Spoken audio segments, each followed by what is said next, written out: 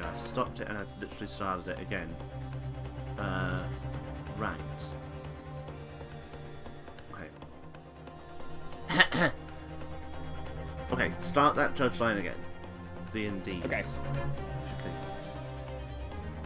Indeed, to have a visiting student make such defamatory remarks about our country's most senior police force is not something Her Majesty's government will be able to overlook. Uh-oh. You're just threatening Runa because you're scared. The accusation is beyond serious. You must be prepared for grave consequences.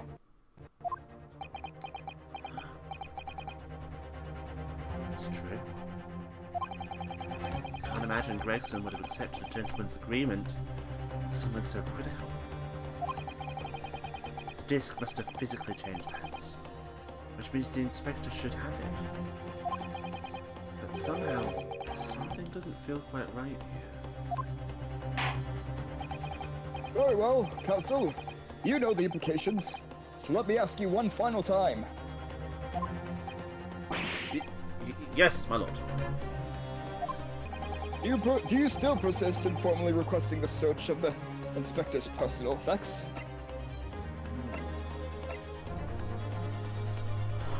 Oops. Oh no, my headphones. Eek. Plug those back in. Eek. Right. I think... Oh, I don't think we search him. Right? Mm-hmm. If we search someone else... Who would we search? Well, I think withdrawing the request is silly. No, we can't do that. We can't There's withdraw. no reason to. No. Like we've already, because there's no. This is where This is the path that we're going down. So we definitely have to search someone. But I think he's so confident that we have to search someone else. He's so confident, being like, "Yeah, it's not on me. Yeah, just go ahead. Right. Search someone else." Yes. The defense formally demands the search be conducted. Well, Don't say you weren't warned. But your typical Nipponese stubbornness may very well land you in hot water this time. Perhaps the lesson will do you some good. Fair enough. I've got nothing to hide. very well then. Bailiff, conduct a search of the inspector's Objection! The defense demands a search, but not of Inspector Gregson. What? Now what's all this? I'm the one you're accusing, aren't I? I thought you wanted to search me. No, Inspector. Not you. Somebody else. What's the meaning of this, eh? Lost it at last, have you, Sunshine? The court shouldn't put up with this nonsense. You're being completely irrational. Why are you being so objective to that? Be quiet, all of Be quiet, Oh. all of you. Who's saying this? What? Oh! Rio's doing what you all told him to do and having the courage of his convictions. So you should respect that and listen to what he has to say in good faith. Because that's the British way. Oh my god. That is the British way, to be fair. Well said, young lady. Indeed, this court is in awe of the defense counsel's conviction, and eagerly awaits his next words. You what? Don't be hasty, my lord. I'm not mistaken about the things I've seen in court today. Fairly sure that I know who has that disc in it. There's only one person it can be. What? Counsel! Who Oh, do you research God. this quest now? Yikes. Think about it carefully. This Okay. isn't as hard as it seems. Right. I'm just gonna save as well. So, the likelihood is that it's someone who's on the it's someone who's been on the stand. Like I don't think it's the judge. I don't think it's Van Zieks. It probably isn't Iris or Sholmes potentially. That would be a bit weird. So think about everything that has happened in this trial. Everything. While Gregson has been up on there.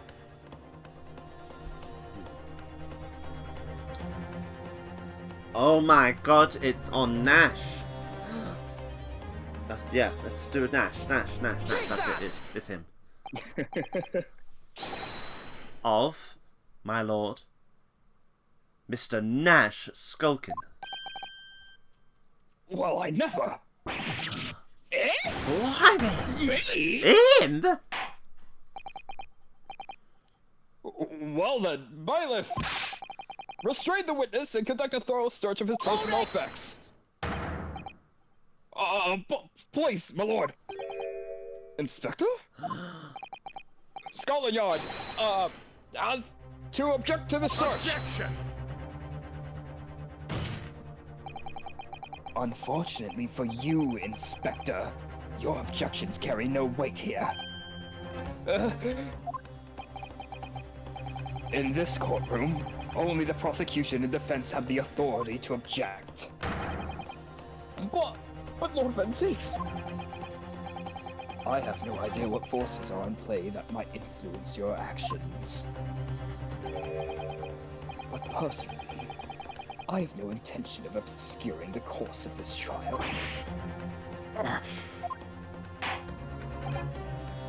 Bailiff, carry out the search.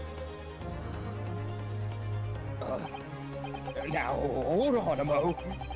I don't know nothing. Nothing about no disc.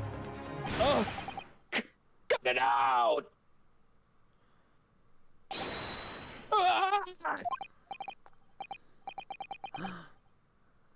Here, my lord. Here, my lord, in the witness's pocket. I found this. Oh my god. Good lord, that's another music box disc. I don't know nothing about it. Nothing.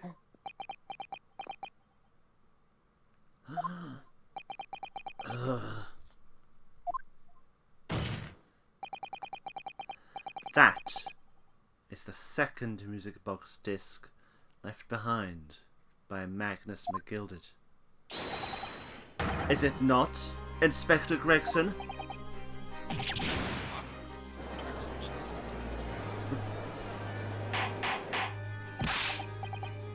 Order! Mr. Skulkin, what have you say for yourself? Oh, Gordon Blarney! Gordon Bennett! I just couldn't Gordon Flyman Bennett! I swear I didn't know nothing about that disc! Honest to God! Counsel, would you please explain what exactly is going on here? The alleged deal that was struck between this witness and this detective. Without question, my lord. Then for pity's sake, why on earth is this man in possession of the disc? Inspector Gregson is a shrewd, calculating man who rarely loses his composure. But at one particular point in his trial, he exhibited some unusual behavior for a brief moment. I don't recall. What unusual behavior? It was, yes, during my cross-examination of Mr. Graydon. Tell me, Mr. Graydon, when you left the pawnbrokery that night, was it by any chance with the second disc in your jacket pocket? I'd bet you nothing of the sort. Oh, and he specifically got set off when Rudo said the second disc. While Mr. Graydon answered my questions, the inspector appeared to have grabbed Nash Skulkin by his coat and was shaking him violently. Yeah, he did it and all. I thought my noggin was gonna fall clean off, I did. I was wishing I'd been born as me brother, I was. And what exactly happened to make the detective attack? To make the detective attack you like that? I ain't got a clue. He just suddenly turned and grabbed me whistle, like and started shaking me. But why the blazes didn't you mention the third gun when we got you down to the station? That's what he said. Yelled it right down my ear, all he did. My ear is still throbbing now. The way the detective behaved then was extremely out of character. But looking back now, it must have been then that he did it. That was the opportunity Inspector Gregson created for himself in order to hide the disc. Oh, bless my wig. He hid it. You. But I'm afraid I failed to comprehend the motive here. If the detective had acquired the disc he was after, why on earth would he proceed to hide it? In another man's pocket, no less. This is a court of law. He could have submitted the item as evidence. It would appear, my lord, that the inspector was not at liberty to do that. Why ever not? As the man himself revealed earlier, his current assignment has some special conditions.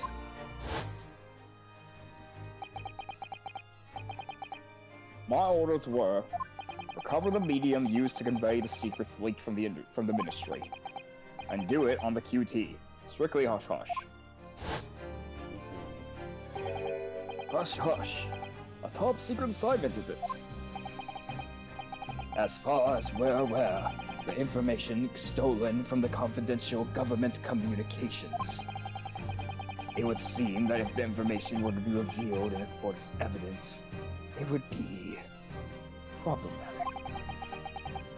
Does that sum up the situation, Inspector? That makes sense, I suppose. I'm operating under direct orders from the ministry. I'm afraid I'm not at liberty to answer that question.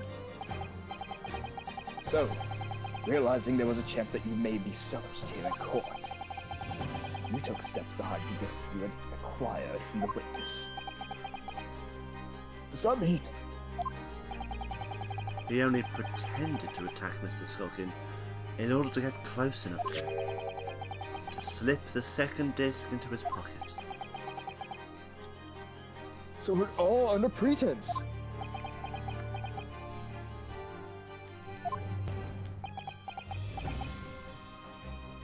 Oh now, Inspector Gregson, and you, Mr. Graydon. Are you prepared to admit the accusation made against you in this alleged deal?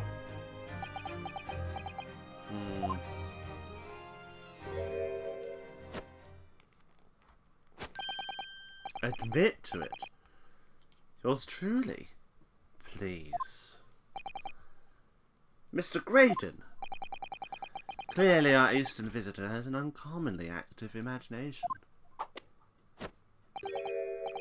However, there's no proof that I passed that disc on to the Objection! But then, how do you explain the reason why you knew about the peephole? I am under no obligation to explain.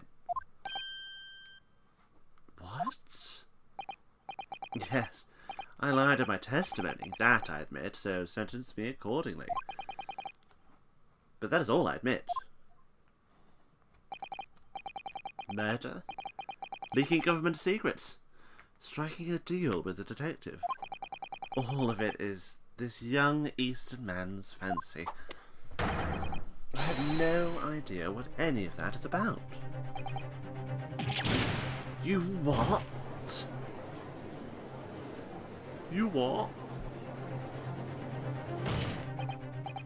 Well, what about you then, Inspector Gregson? Do you admit to making a deal with Mr. Graydon in order to acquire the disc?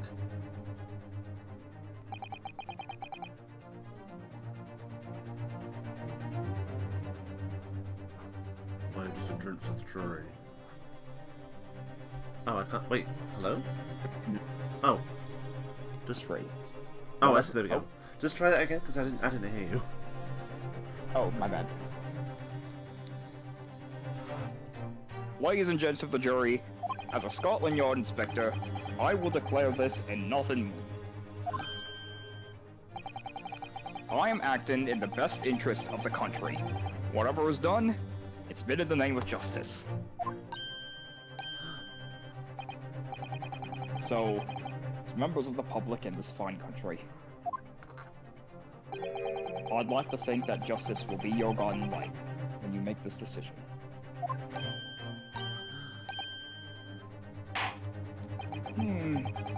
This is quite Conry indeed. Rarely have I encountered such extraordinary tumultuousness. Tumultuousness. Yeah, tumultuousness. I said it right. In the concluding of a trial. Yeah, you got it. Yeah.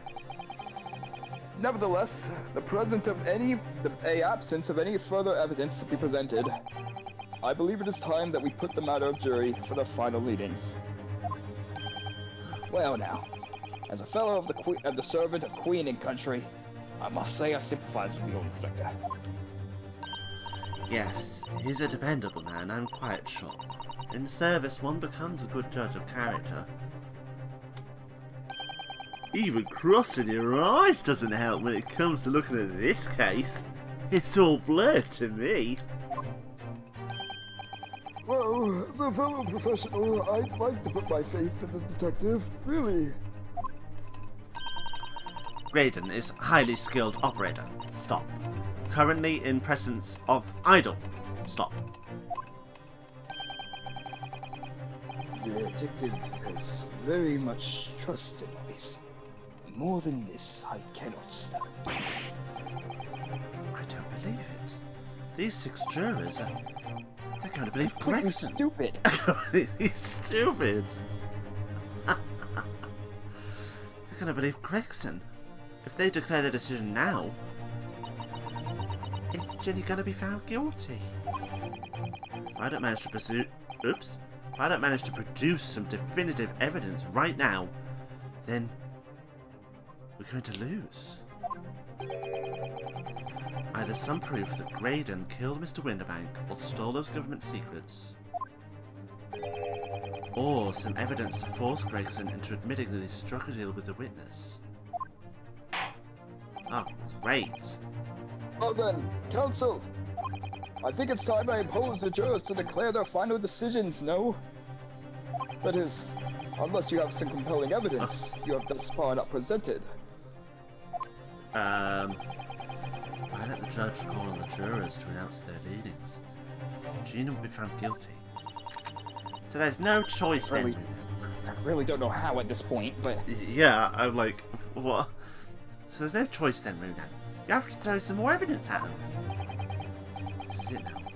It all comes down to this for the 6th time. Oh god. Let's just save. I'm gonna look at the evidence again. So it's either to prove that Gregson made this deal, or that Graydon killed Winterbank. That Graydon killed Winterbank. If we leave it to the jury, they're obviously not going to vote for us. No. Yeah, we have to do something about it. Wait. Okay, so think about it.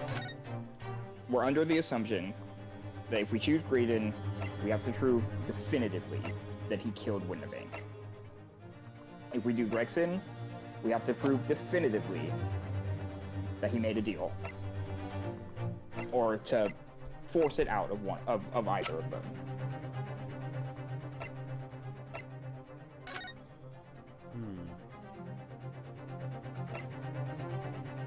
This is tough. Because it has to be definitive proof that one of them has done one of those things.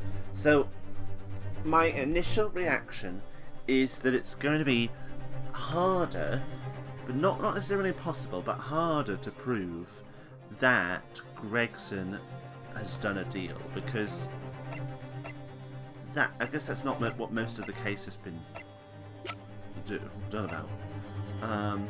Well, that being said, do it's think not about it this way. impossible. Do you think about it this way? If we can prove one, we can prove the other. Or we prove the other in turn.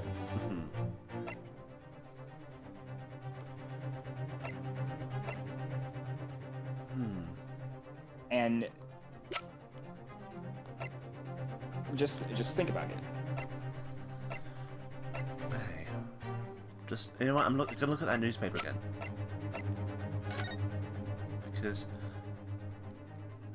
I'm gonna look at that bit about the Ministry mole.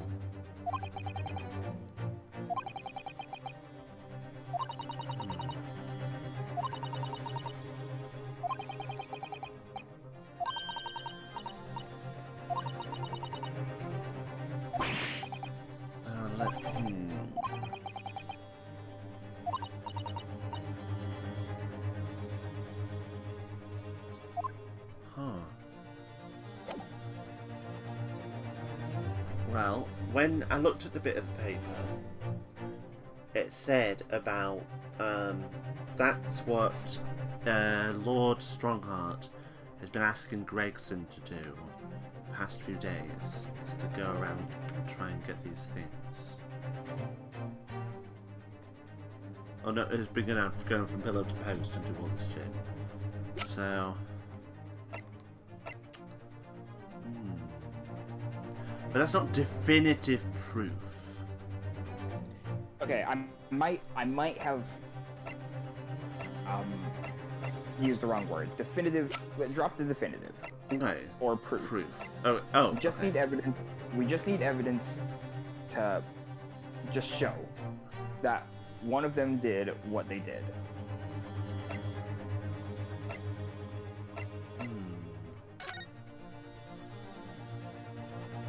Or to make them crack, or something.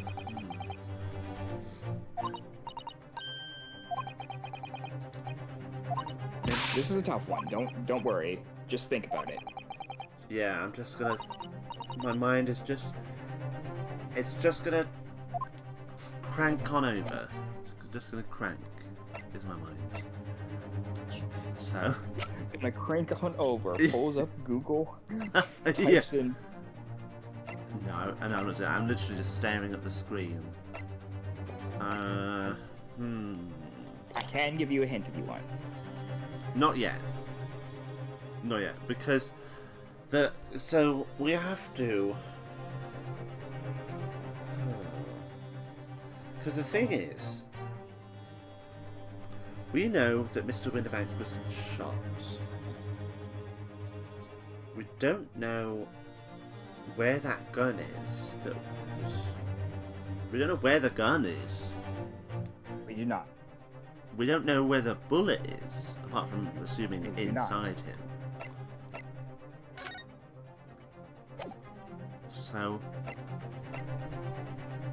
So how would he even...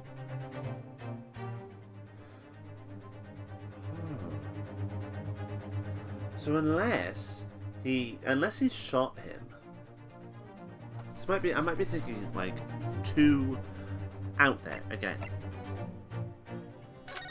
But unless Graydon actually shot Winterbank, unless that actually physically happened, he wouldn't know that he was shot necessarily. Would he? Like, he wouldn't know. He could have known that he was dead, but he wouldn't know that he was shot by one bullet. He certainly wouldn't have known about the girl. Unless he was either there... But then would it... No, he wouldn't have known because... How does accomplices go? Oh no, he would have known about the girl existing, but not necessarily being there in that room with the blood on the coat. Oh right, the blood on the coat.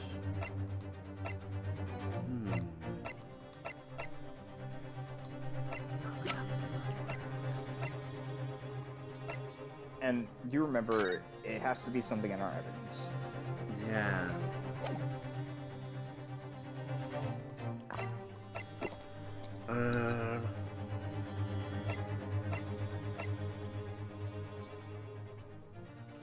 Right, my idea, my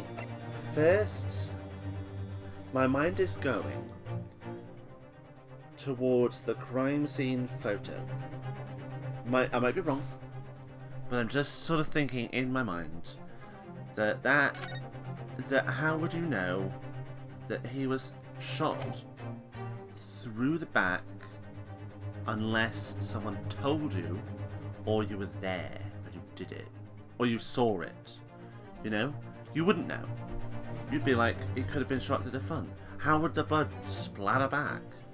Unless the guy was shot and... Wait, oh. Right, okay. I'm gonna go with Graydon, I think. Oh my god. I'm gonna go with Graydon, and then I'm gonna show that the picture of the body. Mr. Graydon. There is one final piece of evidence I would like you to see. You misguided fool. Whatever you intend to show me now, you'll be wasting your time. I have nothing left to lose. I assure you, I will admit to nothing. It's my last chance. Looks like I'm gonna have to force his hand here. One final piece of evidence to admit to the deal he clearly struck on the stand. I'm gonna save again. It's just because I love saving. Well, do it in a different one, just in case. Oh, yeah, that's a good idea. Oops. Well, I'll just save over another one. Yeah, there we go. Okay. Well, good idea, because I guess I might have chosen the wrong person as well. Just in case. Yeah. So, right. Let's just. You know what? I'm also just going to take a look at. Also going to take a look at the blood samples portfolio, but I know that's not really being used in this at all. And maybe I'll look at the case notes. A stab wound.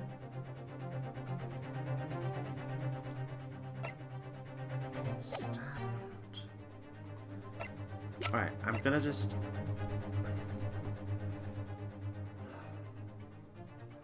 gonna show the crime scene photograph. And I might be wrong, but I'm just gonna show it. Take that! Okay. Take that! What on earth is this, Council? Irrefutable proof, my lord, of the corrupt dealings that went on between these two men. Or perhaps irrefutable proof of the corrupt workings of my learned friend's mind. Oh, okay, fair enough. Really, Council? At this stage of the proceedings, I would have expected more considerable argument. The defense will be duly penalized, penalized. Ah! They only struck that deal at the very last possible moment, when they were in the stand. What's more, there's no love lost between them, clearly. It's strictly business. If you think about it, murder and treason are both such serious crimes. Yes. Punishable by death. So I don't think old Silky's going to either anytime soon, do you? No, but Gregson, on the other hand, he's just refusing to admit what happened because he's been sworn to secrecy, out of a sense of duty. Oh. I wonder, if Gregson's lips are sealed because he's determined to do his duty, and perhaps to prize them open, you're going to have to be determined enough to do your duty too, Ruben. Of course. He'd do anything to follow his... Oh. Okay. You know what I'm going to do? I'm going to load that save. Okay. The good save, not the save for Graydon, the other save, the save before that. Yeah. Which might be a bit further back, but... oh no, it was... Okay, phew. Right. Inspector Gregson, And I think we're going to have to present that disc. And then he'll be like, oh, I need to get that disc. So I'm going to present the disc. Okay. Inspector Gregson. There's one fun piece of evidence I'd like you to see. What's that then? If you refuse to acknowledge that you did in fact strike a deal with the witness here today, then you leave us no choice but to examine this piece of evidence thoroughly. Well, go on. It's my last chance. Looks like I'm going to have to force his hand here. One final piece of evidence to get this detective to admit to the deal he clearly struck with Graydon. Oops. I didn't click on my armband. It's going to be that disc, because he'll do anything to get this disc now. Take Disc. Well, do keep in mind this is the previous disc, not the new disc. Yes, I know. And he'll do. He would probably do anything to get that disc as well, to keep it from being exposed, or to listen to them together, or to send them both off. Depends. Disc. I've done it.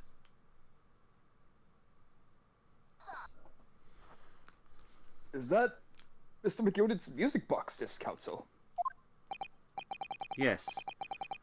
The first disc of 2, which has already been placed in Mr. McGilded's special music box, ready to play. I think perhaps now would be a good time to listen to the sound produced by the music box again. I will say, you had a reasonable logic, maybe, for your pursuit with Graydon. Mm-hmm. But I do think you were kind of overthinking it just a bit. If I had to have given a hint during that whole section, I would have said, well, do remember what we now have in our possession. And I think that would have led you to this. But still, you got to it on your own. Good job. Thank you. Yeah, and I think also with Iris being like, I think it'll be really hard to do Graydon. But Gregson will follow his duty. I was like, oh, okay. That makes more sense then. Because there's only one thing which he would be desperate to get. And that's this. That's his disc. Only this time, with the second disc we've just discovered set in place as well. Goodness! This Council? Hold it! No, wait! I can't let you do that. Oh, really? Why not? Oh, but because because it's got nothing to do with this case. That's why. Objection! Not true, Inspector. The defence has already proposed that the sounds heard by the court earlier from this music box were part of a Morse code message. Oh, shit, they already did. We know that Morse code comprises of 2 distinct tones. Defence believes that the second disc contains the second tone needed to complete the message. And now we have a chance to confirm that theory. And loud, Sunshine! We're talking about state secrets here! If you go letting the whole courtroom hear confidential information like that, it's treason! Then do you admit the charge? That in order to protect the state secrets, you engaged in unlawful dealings with the witness? You're mad! If you let that secret information out to the public domain, you'll be making an enemy of the entire British government, you idiot! Objection! Maybe I am an idiot, Inspector. But let's not forget that you, a Scotland Yard officer, leaked confidential case details to a witness. Then you continue to lie to the court. And all because by fair means or foul you're determined to do your duty. Well, by fair means or foul, I'm prepared to do mine. You dare! I will stop at nothing to protect my client. I don't care who I make an enemy of.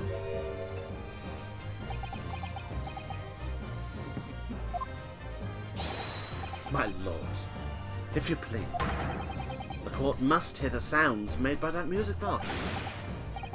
Oh, come on, Van Zeeks, for Pete's sake, stop him! Objection!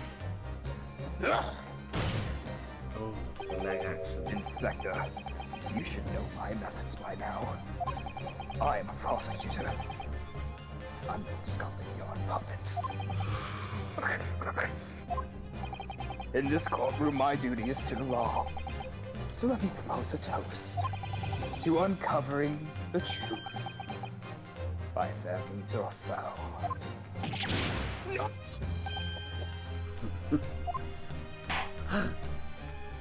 Very well.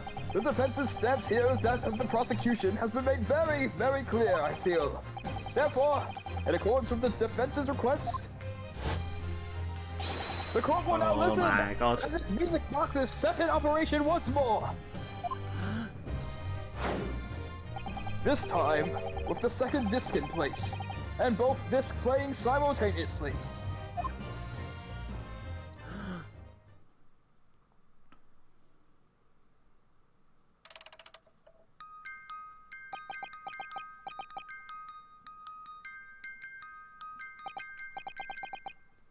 Oh, listen to that! It's unmistakable now. It's Morse It's code. Morse code. Oh, alright, I admit it! Alright, whatever you want!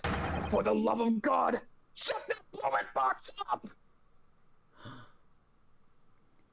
Ugh.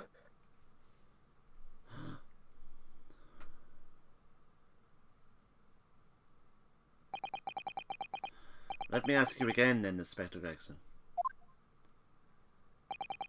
Did you, or did you not, strike a deal with the witness next to you in the stand, Mr. Ashley Graydon? Specifically, did you furnish the witness with confidential case details in exchange for this music box disc? Did you reveal the existence of the peephole in the pawnbroker's storeroom door?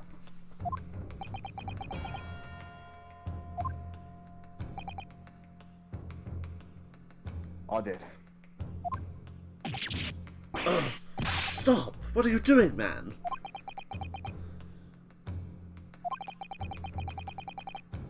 It's all exactly like the Eastern lawyer said. When the trial resumed after the recess, and we stood here in the stand together, that's when he approached me with the deal. Shut up, you imbecile! Shut up! Psst! You there?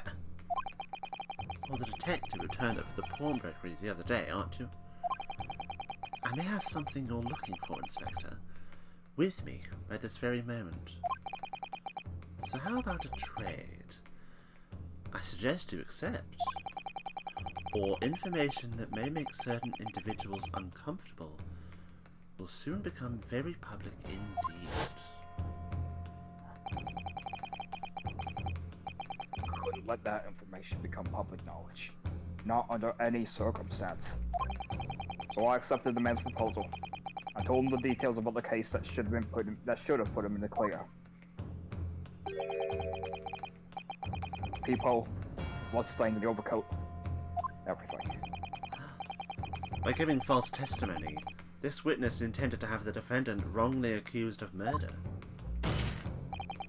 Inspector, you knew that. Yet you still revealed those details to facilitate the witness's perjury.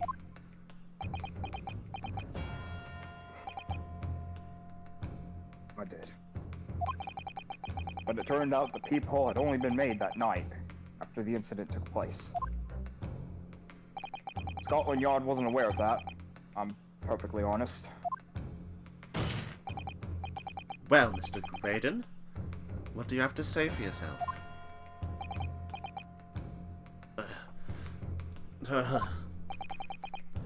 There's nothing, and no one left for you to hide behind.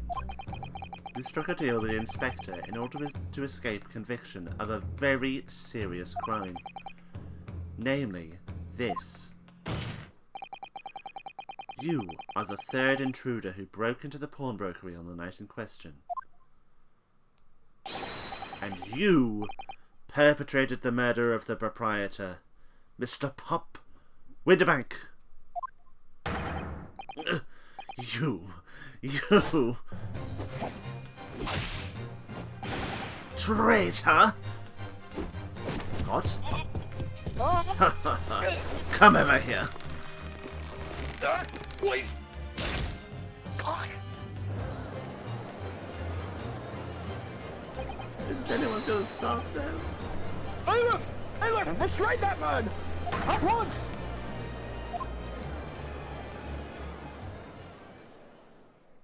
Gosh. That's it then. It's all over.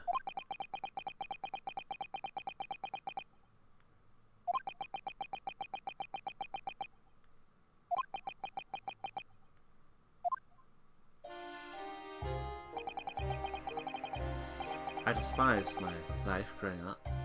Those slums are vile places. I was cursed from birth, born into poverty, the son of a penniless artisan. My parents did nothing but quarrel all day long. What little money they had was never spent on me.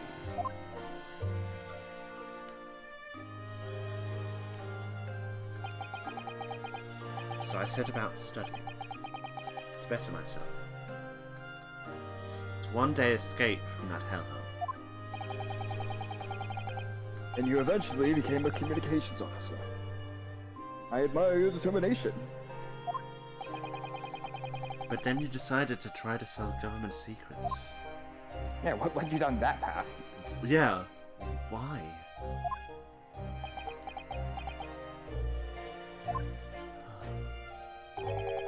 Isn't it obvious? Because I wanted money. Even now, years later, the nightmares of my life in the slums wake me in the small hours. I wanted to drown them out, with more money than anyone who lived in that squalor could ever imagine. Then one day, I met him. Mr. Magnus McGilded. You're a fiend with a queer talent, you are. I've money to throw you away if you're interested. All you need do is go along with my little plan now. It's been a while since I've done a McGilded voice. I was to steal the Ministry's telegraphic message logs, and McGilded would buy them for a handsome sum. As I was responsible for inspections of the Ministry's communications office, it was a simple enough task. The devil's offerings. How easy it is to succumb. But you must surely have realized the seriousness of the crime you were committing. And for that reason, I took great lengths to ensure that my actions were untraceable. The music box disc.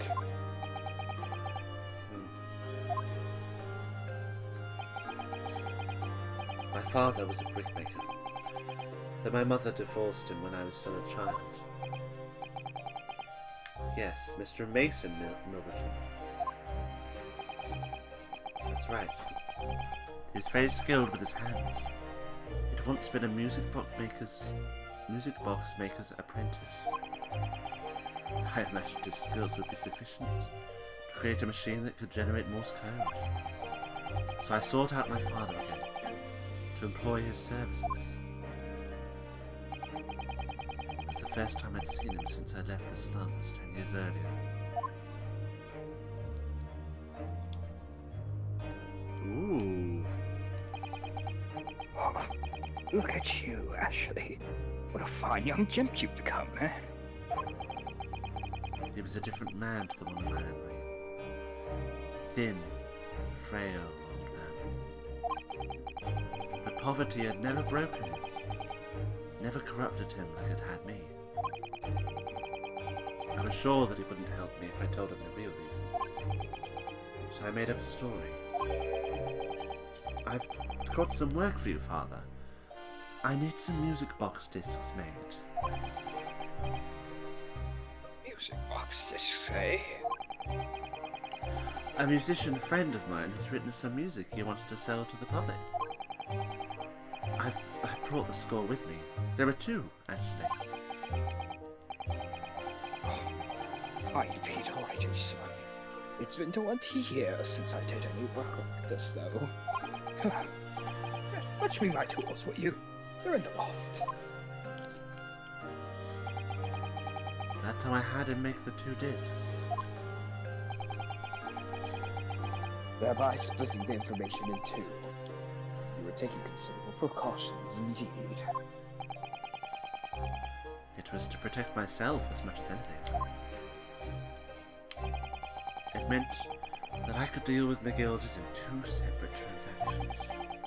The first involved the first of the two discs, and the music box for playing them. I exchanged them with McGilded for 10 guineas. Then, on receipt of the second disc, he would pay 1,000 guineas. So, what happened on the omnibus 2 months ago? Was the second part of a deal? The exchange of the second disc? Yes. I'd sold the man information that way a number of times already, but it seems he became reluctant to part with his money. But that doesn't quite make sense, Mr. Creighton. For why was it on the omnibus 2 months ago? Your father, Mr. Milverton, was the one dealing with Mr. McGilded and not yourself. But I received the 1,000 guineas after my first completed dealings with McGilded. I decided to give 200 for my father for his troubles.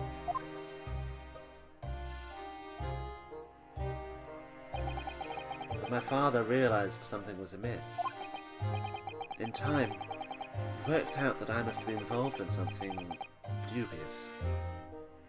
And when he did, he said to me, Next time there's an exchange, you'll let your old man do it. Understand? Otherwise, I won't take your money anymore. oh.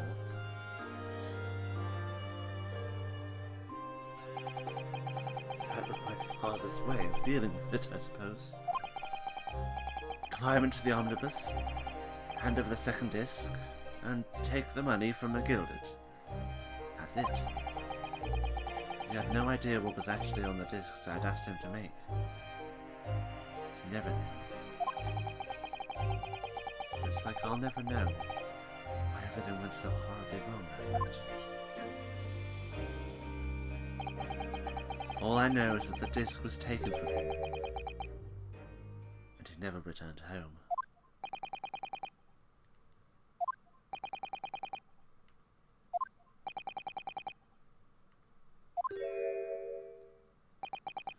It was only then that I found out what sort of a monster McGilded really was.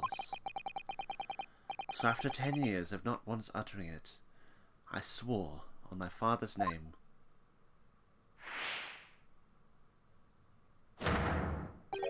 to exact revenge. Revenge? As anyone with even the remotest knowledge of the man will no doubt be able to imagine. McGilded brought all of his wealth and influence to bear in the most despicable of ways. To crush any semblance of justice in his trial. The crime scene was tampered with, evidence was fixed, and witnesses were bribed. That trial 2 months ago was a farce from start to finish. My feet had barely touched British soil back then. I walked into that hornet's nest completely unaware of the sinister background to it all. I'd made plenty of money out of my dealings with McGilded by then, so I spared nothing in my arrangement 2 months ago. I knew exactly who to hire. If you're willing to pay the price, there are people in this city willing to do anything you ask. McGilded himself had shown me that. Are you saying that... I think you have the picture now.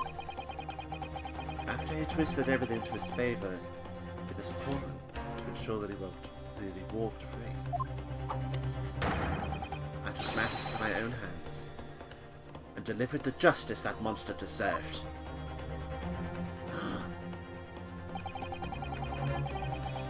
That tragic accident, following the trial here 2 months ago, was planned and executed by yours truly.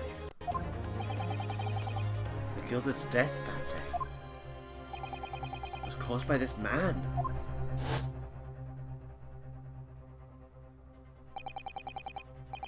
Oh, everything's ready, sir. You like to follow me into the courtroom? What's this, officer? 'Tis sooner than I was led to believe. Oh, but aren't inconvenient, sir. There were some changes to the schedule. Well, I must be making tracks now. It's time for the inspection. They're going to examine the omnibus again, so I'm told. I asked if I could be present for it myself.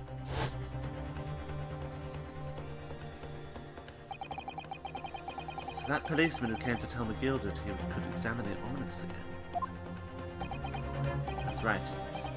An imposter. Hired by me. McGilded used his wealth to manipulate the trial. He paid people to adulterate the omnibus with all manner of false evidence.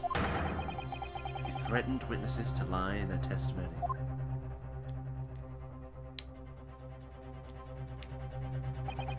So I gave the man a taste of his own medicine. Once the omnibus was doused in paraffin, one of my sham policemen ushered McGilded inside and sent him on a one-way journey to hell.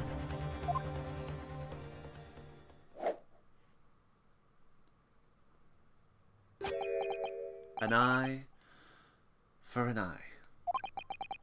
That's how I avenged my father's death.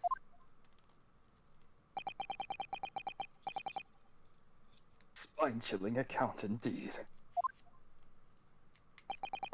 But that wasn't the end of it for me. There was a loose end, you see. A loose end? Yes, I should think it's obvious. Second disc, which my father had taken to exchange with McGilded.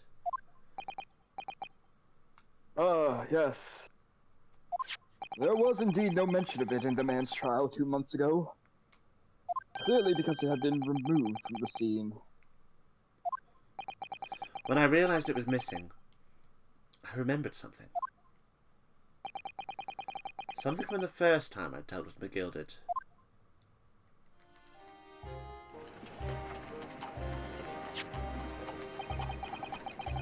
This is the first of the 2 discs, and the music box you need to play. Well, look at that now. What an ingenious little invention. So then, as promised, 10 guineas for you, young man. What's this? Winterbank's pawnbrokery. Aye, 'tis a pawnbroker's ticket, so it is. You can use it to redeem an article I've deposited there for you. There's no need to give a name. Just hand over the ticket and tell the fiend the watchword. I put a jewel in pawn for you. It'll fetch a good 10 guineas if you sell it, so it will. I've never heard of a pawnbroker being used in quite that way before. Have you not, Mr. Graydon? London's pawnbrokeries are very useful places, you know. Each one is like an extremely secure vault. Saying because Sean said the exact same thing, I believe. Yeah, he did mention about it being a vault. So I knew that if he'd taken steps to hide the disc, it would be in that pawnbrokery somewhere. And that on the night he killed my father, he must have entrusted the ticket to someone. Yes, to Gina. I remember now that when we first met you at Winterbanks that afternoon 2 days ago, You had a description of Mr. Strahd written down. How did you know you were looking for? From the trial. That pickpocket's testimony was clearly peculiar. Anyone could see that. I realized immediately that she was another of McGilder's pawns, but he must have threatened her somehow. I was fairly convinced it would be her who had the ticket. So I started to make some inquiries. I had a strong suspicion the girl would come out of the woodwork on the redemption deadline. And it was absolutely right. God, it's like a bloody monologue. Oh, what is it? And yes, sure enough, she did. All I needed to do was to wait until the girl went to Winterbanks to redeem the articles. But unfortunately, she redeemed only McGilder's overcoat and the one disc that was in his pocket. The all-important music box with the second disc inside was missing. Because it had already been forfeited 2 days earlier. But I was unaware of that fact. Had I not been, I could have avoided my nighttime excursion. Meanwhile, in our investigation, the stolen government secrets was progression. We picked up the fact that McGilder was involved. Inspector? You've recovered fast. My orders were to recover the stolen information as quickly as possible. So we started gathering the fellow's possessions and examining whatever we could lay our hands on. We had a full-scale investigation going on at Yard, but we had to keep it secret as we could.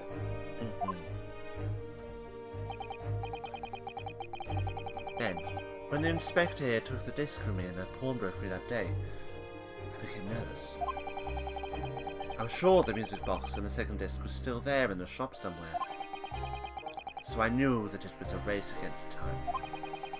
I had to find those articles before the police did. So that's what prompted you to break into the place that same night. With the help of your old friends, the Skulkin brothers.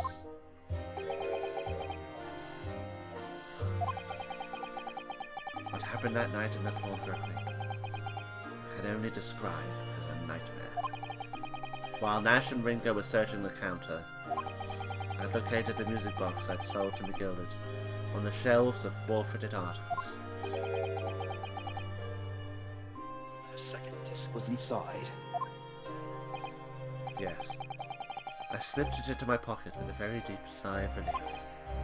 But then, something entirely unexpected happened.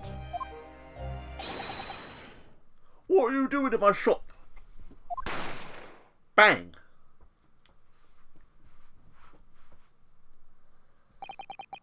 A gunshot rang out in the shop, and I felt a sharp pain in my left arm. Kerr fired his gun, and the bullet pierced your limb. Yes, exactly. But unfortunately, I decided to bring my own gun with me that night. Just in case. Bang!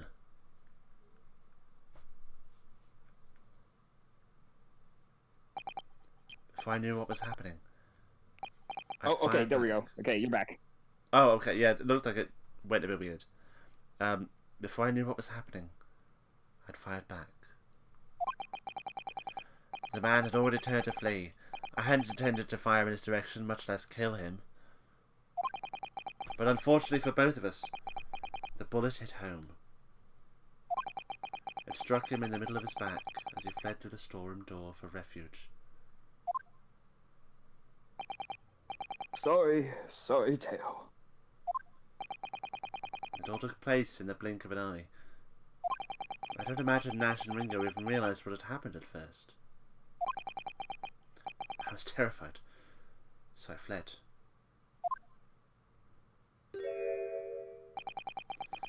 And that's the whole story. That's everything that happened at Winterbanks on that wretched night.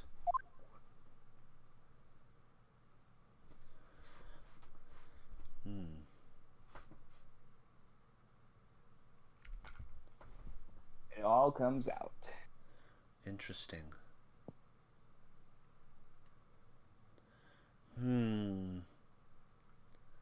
Dot dot dot dot dot dot dot.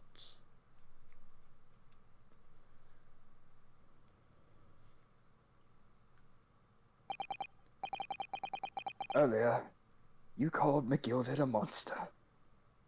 A man who used his wealth and influence to distort the facts and escape justice for the crime of murder. What tragic irony. For what you have done is exactly the same.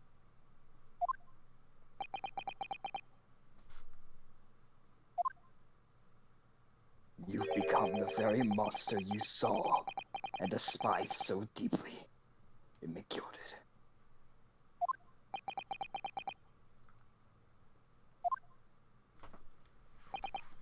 Yes. I think I have.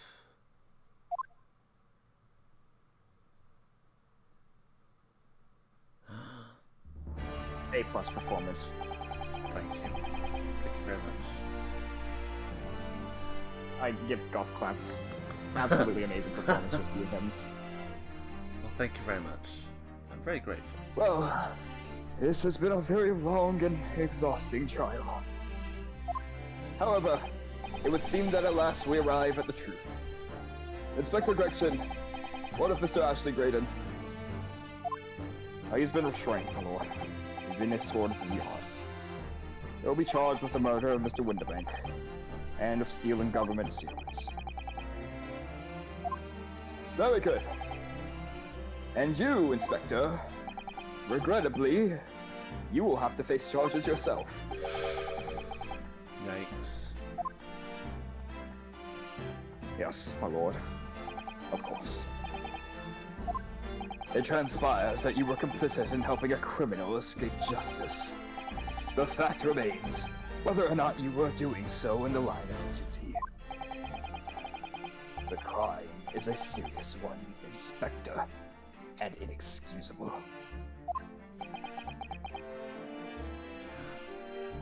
Now, to the defendants, Miss Gina Lestrade. Yeah. It's time for the final adjudication. Is the jury ready, Mr. Foreman? Yes, sir. Garradeb Squadron standing by, sir. This is really it now. The last push, the final call, the finishing whistle. My men are ready to deliver their verdicts. Thank you, Mr. Foreman. Very well. Ladies and gentlemen of the jury, you will now declare your final decisions to the court. Not guilty. Not guilty. Not guilty. Not guilty. Not guilty. Not guilty. Not guilty. Not guilty. Not guilty. Boom. That's the stuff. I'm off the hook. Finally, Runo, you finally managed to do it. Finally is the word. I mean, I really wasn't sure if we'd come out on top for a while there. Susie was right. You're the best lawyer in the world. Mr. Strahd, I am not finished with you yet. What are you looking at me like that for? Before you start to enjoy your freedom, there are certain other crimes to consider.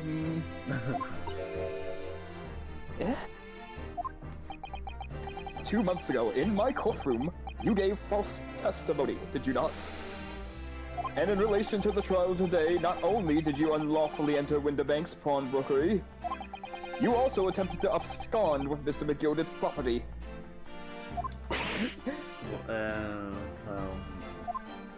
I never done nothing of the sort.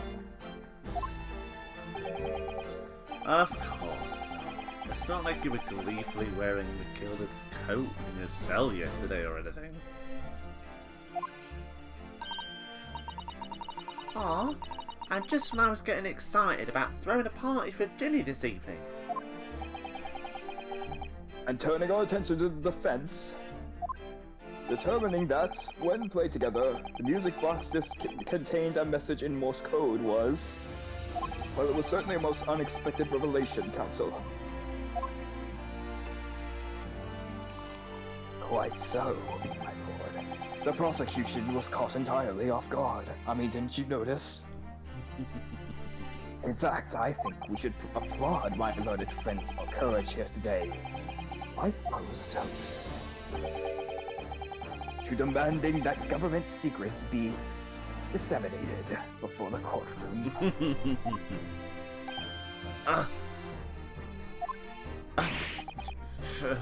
Very sorry about that. It was the only way that I could get Inspector Gregson to admit what he'd done, so, yeah, well, you know.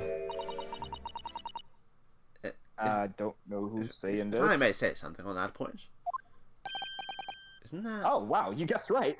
Oh, good. It's, about the sounds produced by the music box before. Just because I assumed it was going to be the person who knows about Morse code. I do wonder if that was really Morse code at all. What? What are you saying, madam? Oh, well, it's just that I'm really rather fanatical when it comes to Morse code, you see. So much so that the whole world seems to be covered in dots and dashes to me, in fact. Goodness, madam. An unhealthy level of obsession. Damn. Roast her. But I must say, in my opinion, the sounds produced by these two discs were nothing more than that. A meaningless series of two different tones. What? Can that really be? It wasn't Morse code after all?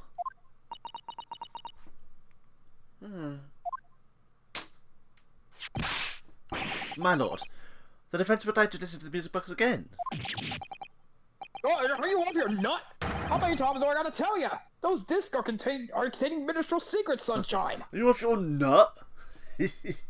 This courtroom is not an appropriate forum to discuss the nature of government communications. We know McGilded conspired to trade national secrets with our enemies. Secrets acquired from Mr. Graydon. Now that the man has admitted to his crimes, we have no need to pursue the matter further. Ugh, but it's really gonna bother me. Please, it's gonna bother me. Please. Miss Lestrade. Yeah, my lord. That which you have been seen here today in this courtroom has been extremely disturbing. Falsified evidence, intimidation, perjury, grim catalog of depravity. An appalling experience on behalf of any child. Oh, come off it. Ain't nothing I done see most days in the back slums. Beg your pardon? If you're weak, you pay for it. That's just how life goes. Gina. Look, I reckon I worked something out today. The world ain't fair, but if you want it to change, you've gotta start up. You've gotta start at home. You've gotta change yourself. Ain't that the mother-tucking truth? Well, a laudable lesson indeed, I would say. I eagerly look forward to the born-again Miss Lestrade never gracing my courtroom with her presence again.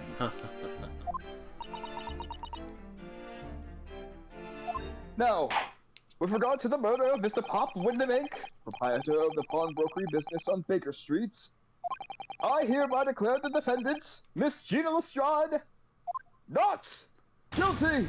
Woohoo! We did it. Whew. We did it! We did it. Oh, Oh my goodness. what a case, man. What a case. That was even better the second time I played it, man. Because it resolved do both everything. after. Yeah. Actually, let's do that. We might even need to take a separate day because I feel like we can really just close out the game if we keep chugging. Mm-hmm. That is all. Court is adjourned.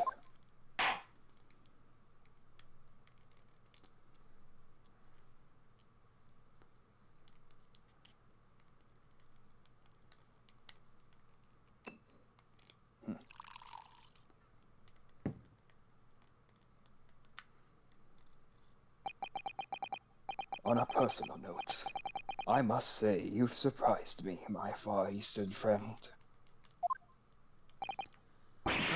Oh. Despite being a Nipponese, you saw through the pretense to malice that festered within the Englishmen. And at that same time, saw through the grime to the surprising heart of your English client. You have a curious talent for judging character, especially considering our very different cultures.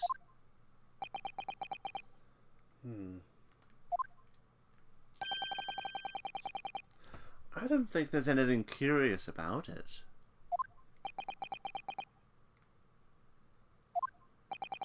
Whether we're from the Empire of Great Britain or the Empire of Japan,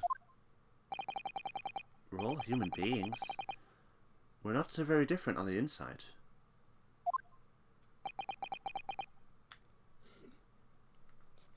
You know, I took this case for one very simple reason.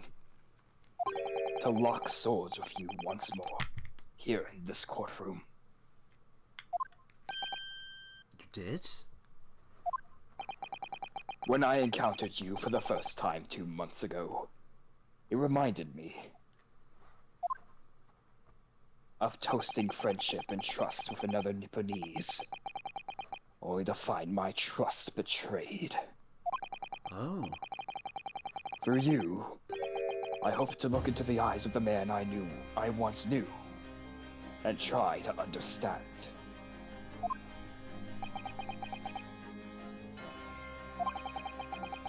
You mentioned something similar earlier today, about total betrayal at the hands of the Japanese.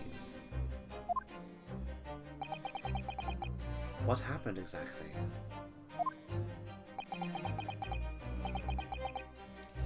Oh, you may ask.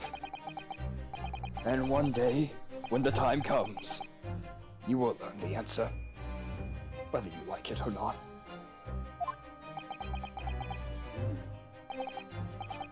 Alright. Then I'll wait for that day, if I must.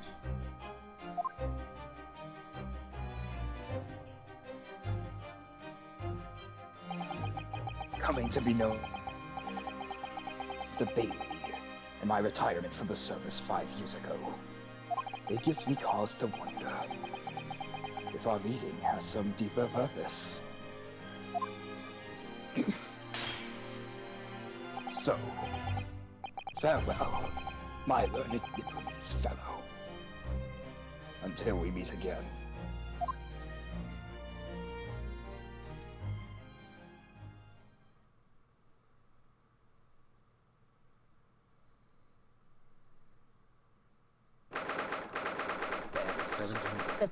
Of April, 5:24 p.m. The Old Bailey Defense Antechamber. Doodaloo doo doo doo doo doo. It's done. It's over at last.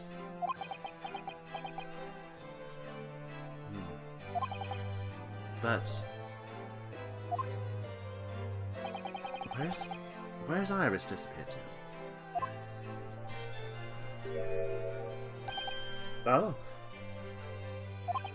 Congratulations, Gina. I knew it all along. I knew that you were innocent.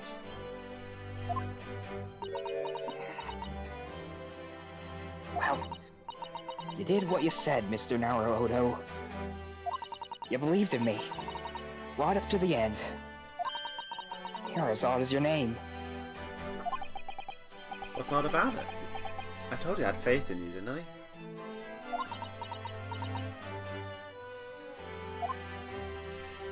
No one ever asked before, see? Kept a promise, I mean. Properly. Oh, that's awful. I figured something out today. All my life, growing up in the slums, I've never trusted no one. But that's just cause I've been scared of being stabbed in the back. I mean, the more it hurts when they let you down.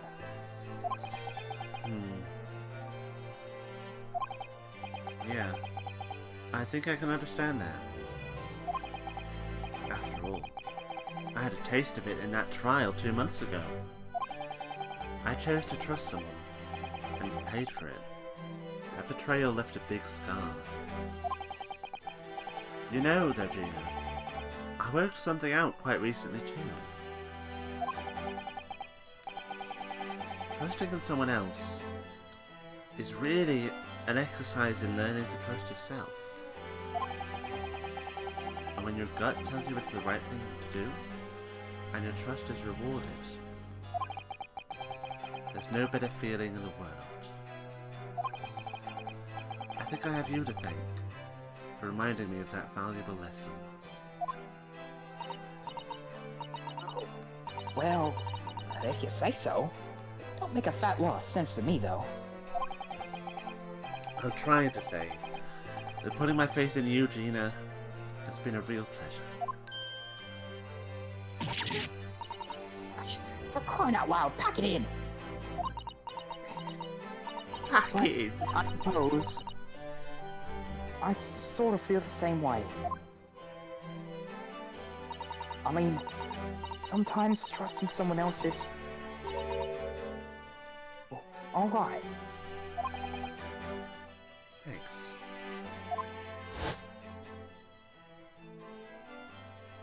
This is the way I see it, Ryunosuke. A defense lawyer is not only as good as his faith in his client, is only as good as his faith in his client. And that comes down to how much faith he has in himself.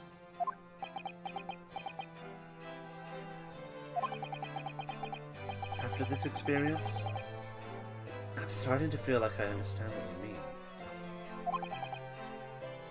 Kazuma, am I living up to your expectations? Am I turning out to be the lawyer you believed I could be?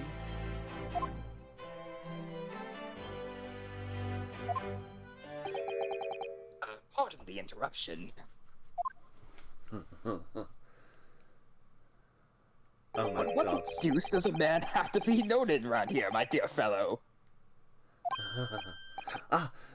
That voice! It's too late for that voice now, Mr. Naruto. I've been standing here patiently in the corner for the room for an eternity. Ah, yes, it was me all along, I would have said when you finally noticed me. But you people, with your incessant babbling, Mr. Sholmes. Aha, yes, it was me all along. You see? God,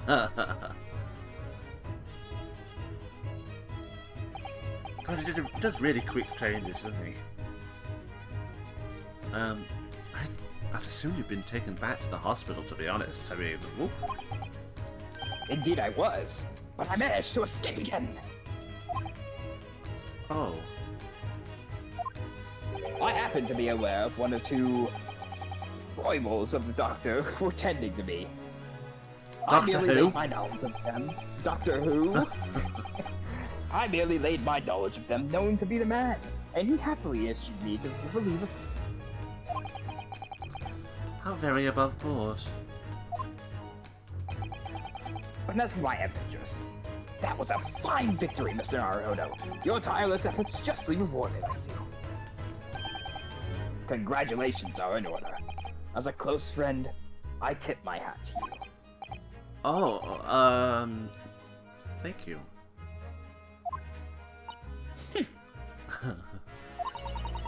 Detective, you are. Being great as cold as ice, matey. Have I irked you in some way, Miss Lestrade?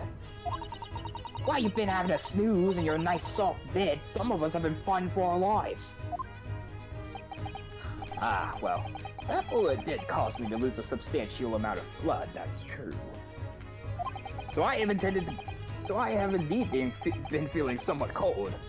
Not perhaps cold as ice, but, well, have a feel. Could you take your hands off my neck, please, Mr. Sholmes? No, but you're into that, aren't you? And in some way, I suppose, congratulations are in order for you, Miss Lestrade. What's that supposed to mean? Why so half-hearted?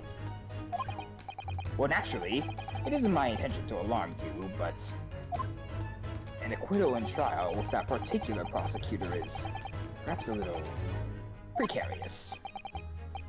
Well done, Mr. Sholmes. Not alarming in the slightest. Oh, the Reaper, you mean? Because anyone who's found not guilty in a trial was working on winds up dead. That it? The very point I was trying to make. As exemplified by the fate of Mr. McGilden, in fact. I mean, that is true. Ah, but of course, pay no attention to such irrational drivel.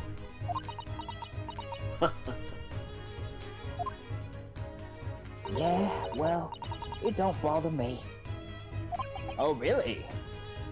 Of course not. Way I see it, the Reaper's a bit like him upstairs. Him upstairs? You mean... God. Yeah, him upstairs knows what's what, right? He knows people like he knows what people like on the inside. He won't ever go the wrong end of the stick. There's gotta be some covers like that bog trotter, or rotten to the core. At the end of the day, him upstairs makes sure they get what they deserve. I suppose that's one way of looking at it. Sure. I didn't know you were faithful like that, Gina. No, but that's cool. Divine justice is one thing, though. The Reaper taking matters into his own hands and claiming lives is another. Well, it ain't like the McGildens of... Well, I ain't like the McGildens of this world, so I ain't scared. I got principles, see?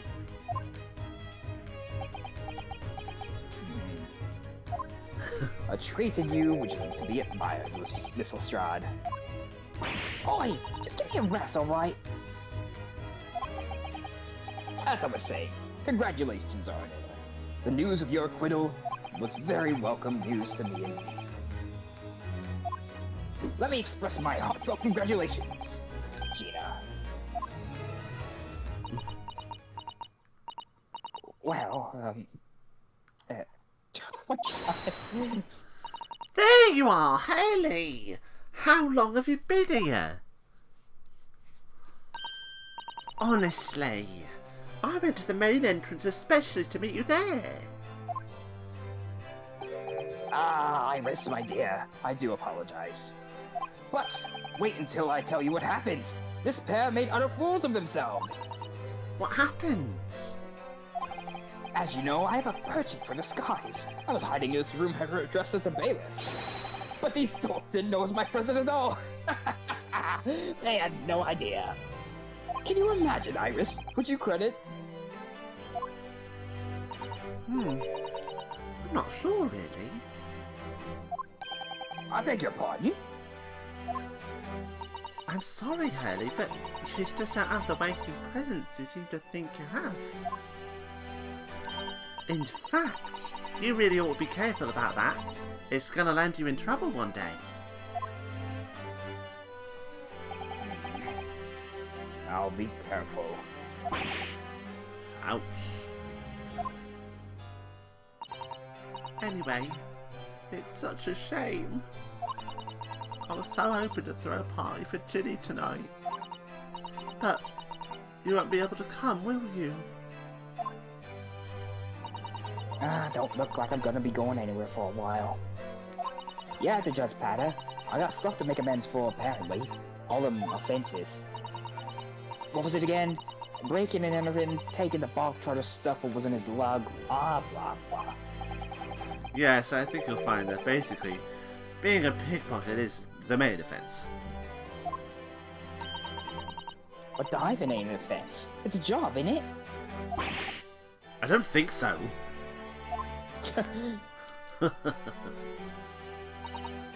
Still, it has got me thinking, Alice. Maybe I should start looking for another line of work. I mean, you didn't start off as a lawyer, did you, Odo?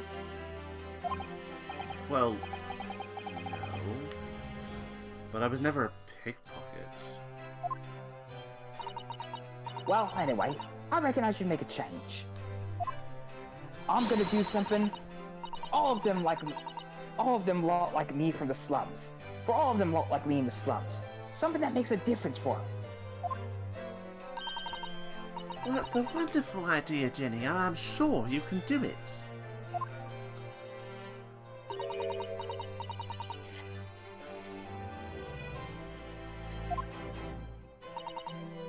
What is it?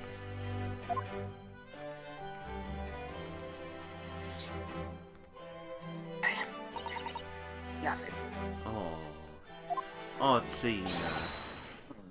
Can I just say, Gina's also one of my favorite defendants in the entire series. Yeah, she's really cute. Miss Gina Lestrade. Miss Gina Lestrade. Oh. The prison carriage has arrived, ma'am. Come with me to the rig gate at once. Right.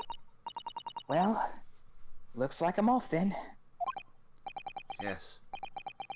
Goodbye, Gina. And good luck.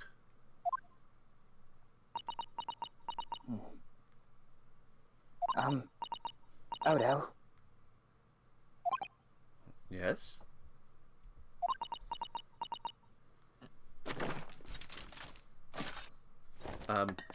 Ah!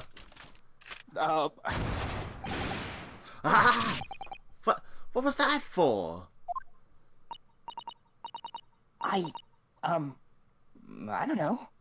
I mean, I don't know what to say, so... Ah, indeed.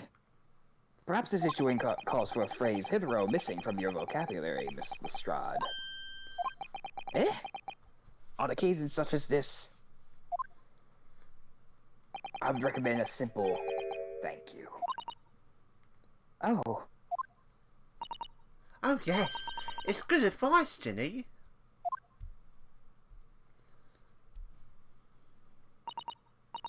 Right. I see. Well...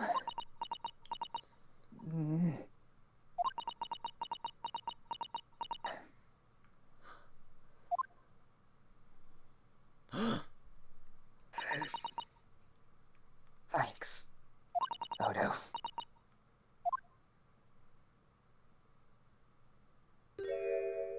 Thank you for everything, what you've done. For believing in me. Oh.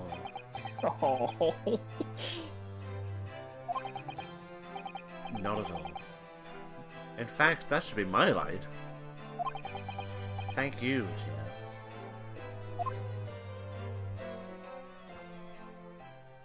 Oh, very cute. Hey, that made me tear up. What I the know, fuck? made me tear up as well. Well, there she goes. I wonder if I'll ever see her again. Well, well, quite the indomitable pig purse. Oh, I nearly forgot. I bought a paper outside. It's a special edition, and in this trial, it's all over the front page. Pickpockets, innocence, proven. Isn't it That was wonderful? quick. Yeah, bloody yeah. Yeah, we were just bloody finished. We just finished like 30 minutes ago. What if... Oh, you should have shown it to Gina, Iris. She would have been thrilled. Oh no, how silly of me. But anyway, would you like the good news or the bad news?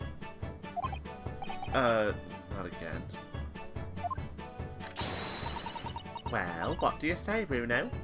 Haley? As usual, I think I'd rather get the bad news out of the way first. Absolutely not. I have no intention of listening to anything but good news. And there you have it.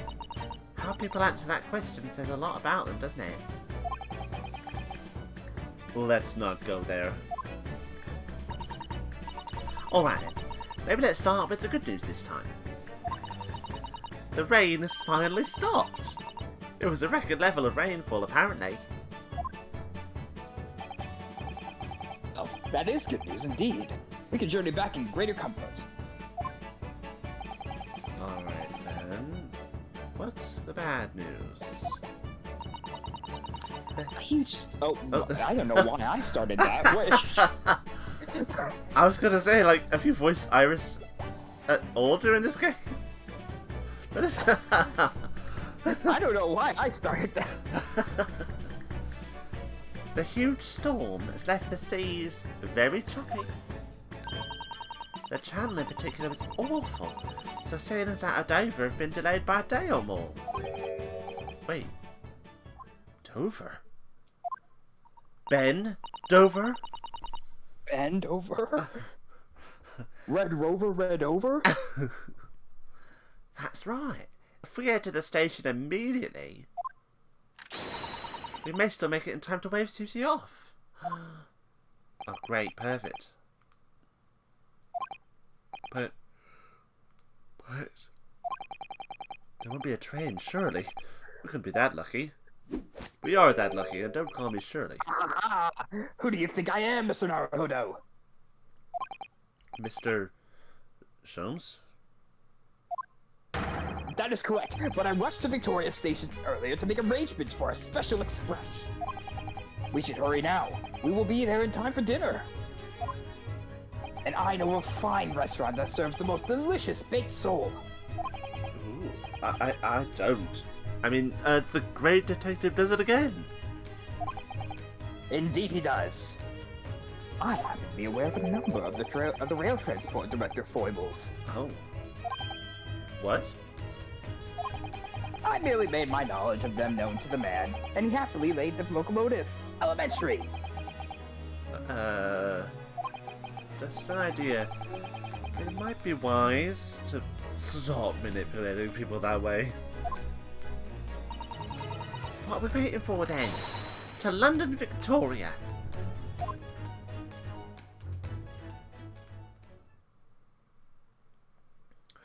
Ooh. Oh, here we are. Ooh. 18th of April, 5:32 AM, Port of Dover. Oh, sorry, Quayside. Oh, I always think it's Quay, but it's a Quayside. That took somewhat longer than I had anticipated. Susie's boat must be about to leave now.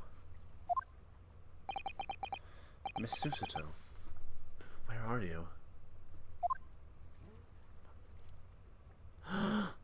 There she is. Over there, look! It looks like she's reading something.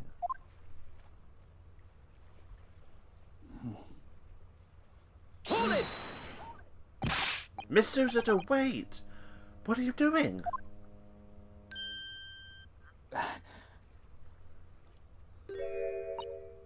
Oh, Mr. Naruto, what are you doing here? We came as soon as we could after the trial. I mean, we heard that sailings were being delayed due to the bad weather, you see. Oh, I see. Then tell me, how did Sheena's trial go? It went well. She was acquitted. Oh. That's wonderful. Really wonderful news.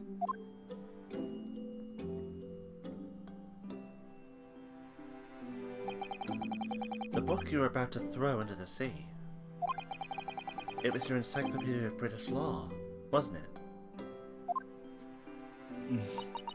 Oh dear. I was hoping you hadn't seen that. I'm not worthy of practicing law in any way now. So, I was saying my final farewell. You were saying goodbye to law? You? Susato-san? Would I be correct in assuming it's because of the people, Mr. Sato?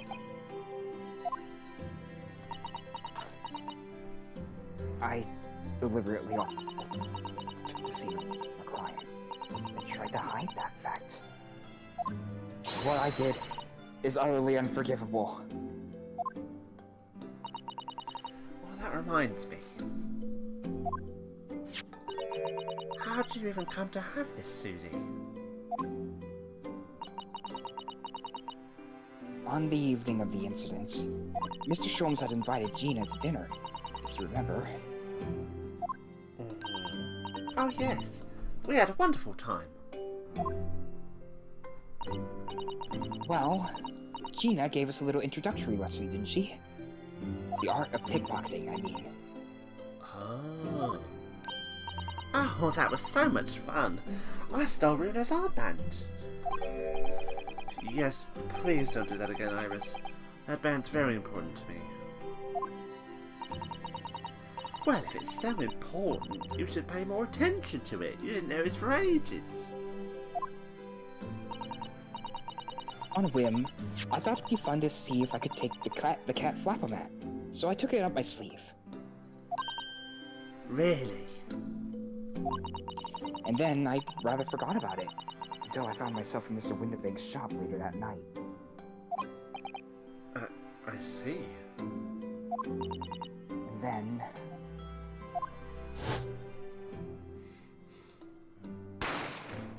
Bang! Mr. Sholmes! Mr. Sholmes! Leave me, Mr. Naruto! Right.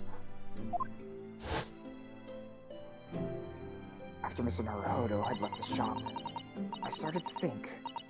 That door started to play on my mind. The storeroom door, you mean? Yes. If Gina was anywhere in the shop, I realized it could only be behind that door. That Ah. moment, the little device I had up my sleeve sprang to mind. Quite literally up my sleeve. Yeah. I was so worried about Gina. I just simply had to know. So, you used the cat flap mat to make the peephole in the door. As captured in a photographic print in the shop. By one of Hurley's red-handed recorders. Indeed. It was the first win. It was the first of importance at that point. Precisely when the peephole was made, that information would prove to be Mr. Naruhodo's greatest weapon. Though naturally, without proof, it would have amounted to nothing. Huh. But when I looked through the hole of the door, the sight that met my eyes made my blood run cold.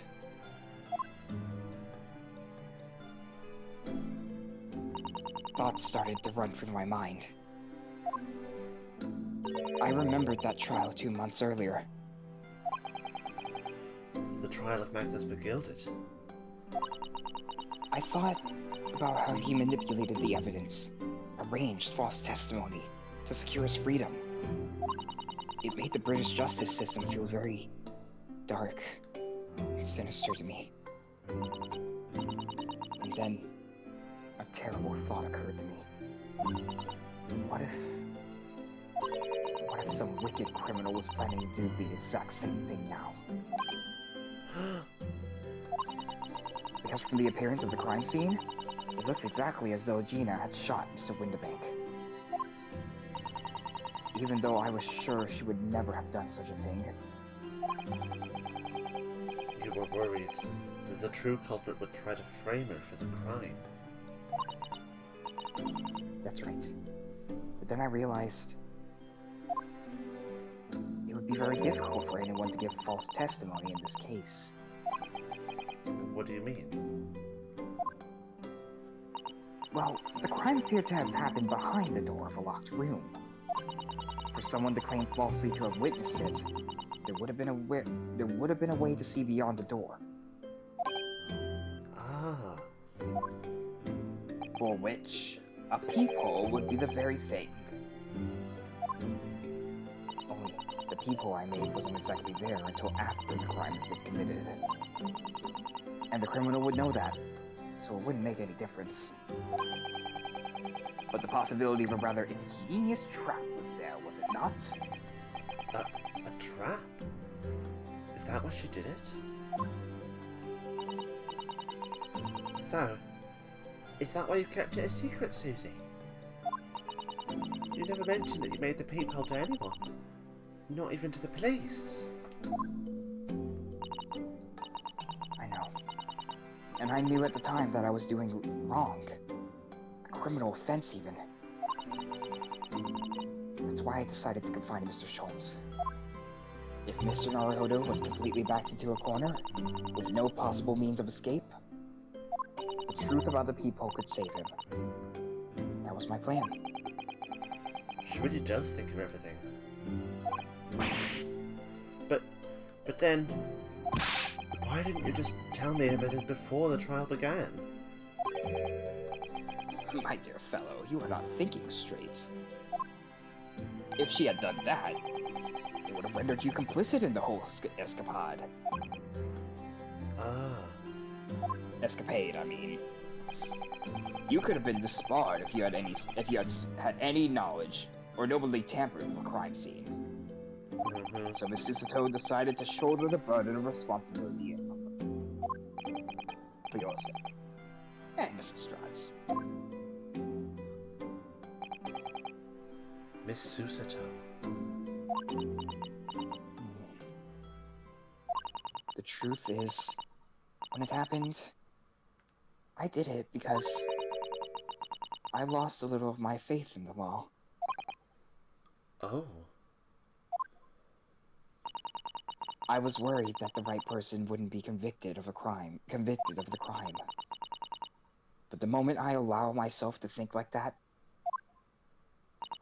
is the moment I lost my right to call myself a judicial assistant.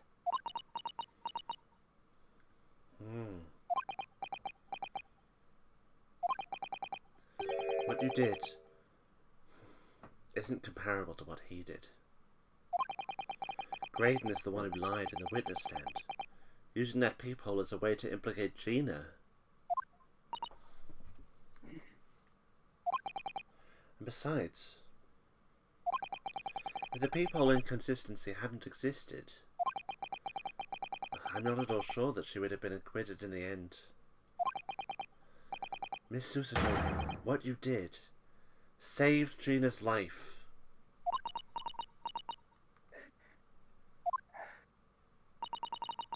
Well, with your kind words, Mr. Naruhodo, you've saved mine too.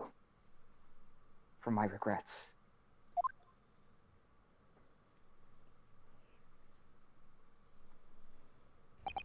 Well, we must all be thankful that Miss Lestrange's freedom has been assured. Yes, exactly. Although some of the loose ends in that trial will continue to play on my mind, I'm sure. But the revelation of that music box disc contained the secret messages, Naruhodo. What a triumph to work that out. I'm full of admiration. Well, actually, that argument wasn't quite as compelling as I thought it was. It wasn't? There was a communications officer among the jury members, you see. A telegraph operator. And she said that the majority of the sounds on the disc were just meaningless tones. As one would expect. After all, we're talking about secret government communications. No doubt they were written in cipher, or some such order, to avoid being readily understood. In cipher? Oh, I see. So then, we could never have hoped to understand the message anyway. Nonsense, my dear fellow. It's quite a zero-pipe problem, I assure you.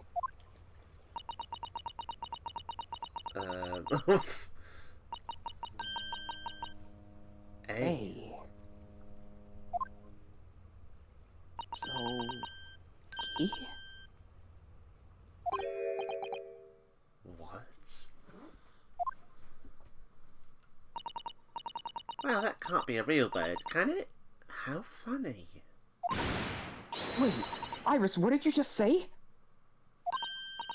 I just said asogi. Does that word mean something to you? Mean something? Asogi was the name of my best friend. What? What? How? How did you know that name, Iris? I wrote it down during the trial before. when the message was playing on the music box. Oh my god. She transcribed it on the fly? Oh, she really is a genius. I thought the message probably wouldn't be written out in plain Morse code, so I tried various ways to interpret it. But whatever I tried, the words just didn't seem to make any sense. That is, in English, at least. Oh, It suddenly occurred to me, you see. There's more than one Morse code. Wait, there's more than one? Not just the English variety. I didn't know that. Various countries around the world have altered and added to Morse code to use it in their own languages. Oh. I don't believe it. Are you saying... That's right. I've only actually seen a chart of Japanese Morse code once before. But I think it's based on the Iroha pangram, isn't it? And you mean to say that in Japanese Morse code, the message says Asogi? Yes, I think so. Sorry, but I don't remember all of the Japanese Morse code. Chris, would you let me see that? Miss Susato, do you know it? Do you know Japanese Morse code? Yes, I spent some time studying it. Because I'm quite sure Morse code will become more important than ever for international communications. Then might I recommend, my dear madam, that you focus your efforts on the English version. Be that as it may, Iris, show me the message, please. Of course.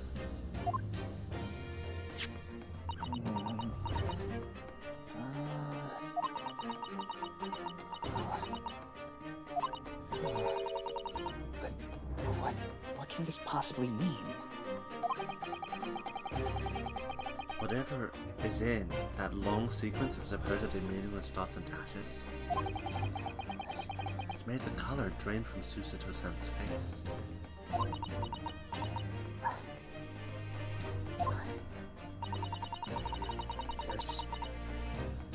There's no doubt that this message is written in Japanese Morse code. So the British Empire has been using Japanese for its secret communications? I don't understand the reason why, but the message appears to be a list of 4 people's names. 4 people's names? 4 names? The first is Kei Asogi. Kazuma Asogi. Why? Why was his name on that disc? The second is A. Shin. Shin? I don't recognize that name. Third is Dick Gregerson. Gregson? Ah, it would seem Tobias Gregson is the 3rd man on that list. And what the hell's his name doing in a secret government communication as well? And the last name...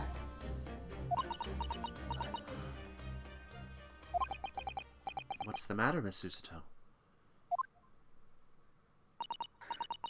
It's just so strange. So unexpected. What is it, Susie? Don't keep us in suspense.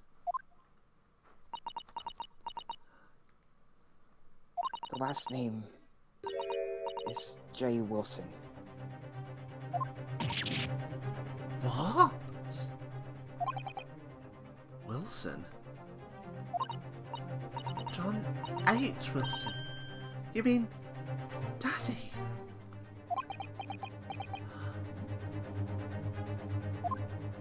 It says only J. Wilson, so I'm afraid I can't be sure. Then, after the 4 names, it reads, if I translate from Japanese, that is all 4. And that's the end of the message. Or rather, the end of what you noted down.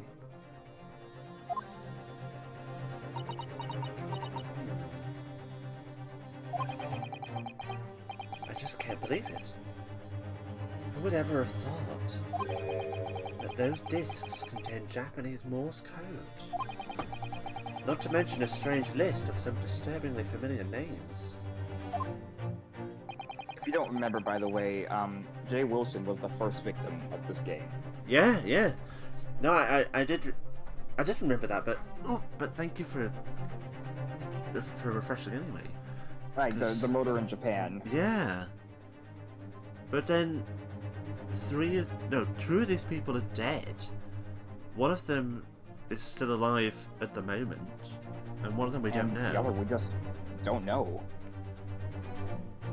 It would appear that this particular message is a communication of some kind between Great Britain and the Empire of Japan. So, Daddy could be in Japan then? Where's Susie and Rudo come from? Oh, well... No. It's not very likely, really, is it? I mean, there are thousands of people with the surname Wilson, and there must be lots of J's among them.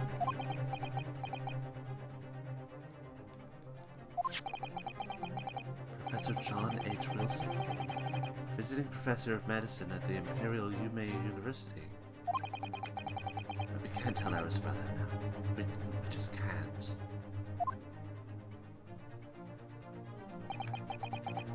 This is so strange. Somehow, in solving the case of Mr. Windbank's murder today, I feel like I've rolled back a boulder at the mouth of a very dark cave.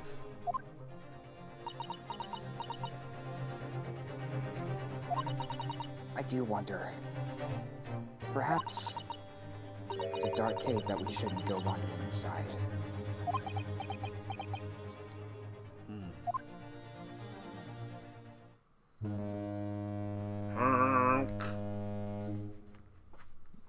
Oh dear. The ship is going to set sail soon. Wait, you're still going home? Yes, it seems so. I'll sail on that steamship first to the port of Dunkirk in France. Then I'll change into a larger passenger vessel bound for Japan.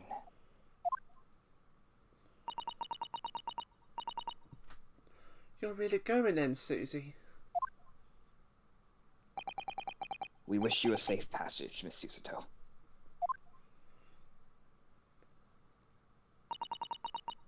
Thank you so much. I wish all of you the very best. Miss Susato, I'd hope to have you always at my side, to guide me and support me. Mr. Naruto. Please, come back soon. As far as I'm concerned, you really are the very best judicial assistant in the world.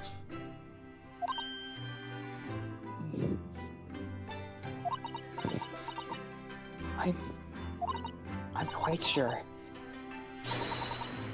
I'll be back before you know it. Really, Susie? Oh, don't forget, Iris. I made you a promise I've yet to fulfill. A promise? About your manuscript. Oh. Oh yes, the Hound of the Baskervilles. Which surprisingly wasn't involved in this case in the slightest. Well, I'll be waiting for you then, Susie. A promise is a promise. Definitely, Iris.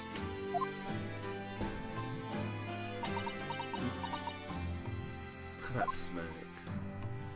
Mr. Naruto, Yes? do you remember the first time we met? Yeah, well, yeah, of course. On the SS Burdia, when I was dragged out from that wardrobe still half asleep. If I remember rightly, you threw me halfway across the cabin with a Susato takedown. You know very well what I'm talking about after that.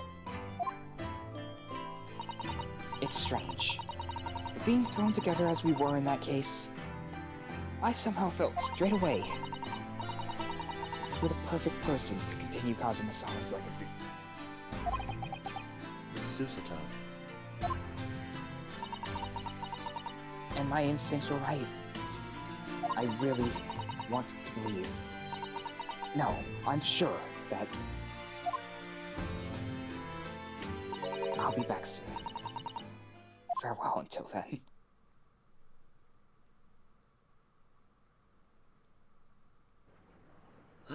Oh, cutscene.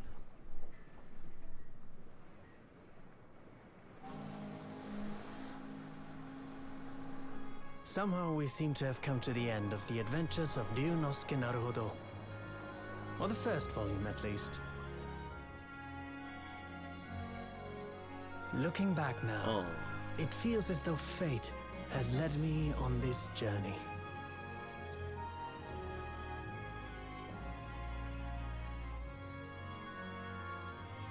Ooh, imagine Fate if they led did me a to great becoming a Ace lawyer, Attorney anime. traveling halfway around the world, to meeting I the would great like that. That'd be detective. nice. I'm sure there'll be trials and tribulations ahead. Of course there will. I bet there will. Hey-oh. But whatever And I'm gonna happens, get justice I for know I'll be able all. to turn my fortunes around.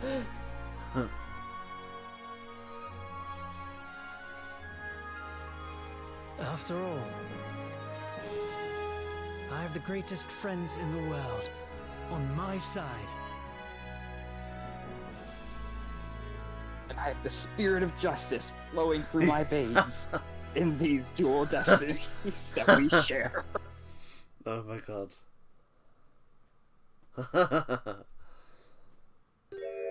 Oh. Oh my god, there's more. Yes, Mr. Naruhodo, Yes, Mr. Sholmes? I have some rather, awkward news. The railway company has decided to sue over the Special Express train, apparently. Oh. Huh? It caused such a commotion on the line. All the other trains had to wait at stations. But really, we would never have made it to... Oh no. Anyway, I explained everything. Oh, hello? Oh, sorry, my internet's just like being a bit dodgy. No, Brett, not right at the Okay, end! yeah, I know. Okay, just say that anyway line again. Anyway, I've explained everything, and how it was all your fault. Huh? Huh? I believe a formal complaint should be delivered to your office tomorrow. But not to worry, my dear fellow. According to Miss Susato, You love defending yourself in court. Huh? Huh? Huh? Oh, it's alright. I'm perfectly happy to testify. You really didn't look like the sort of man who'd do something so outrageous. See?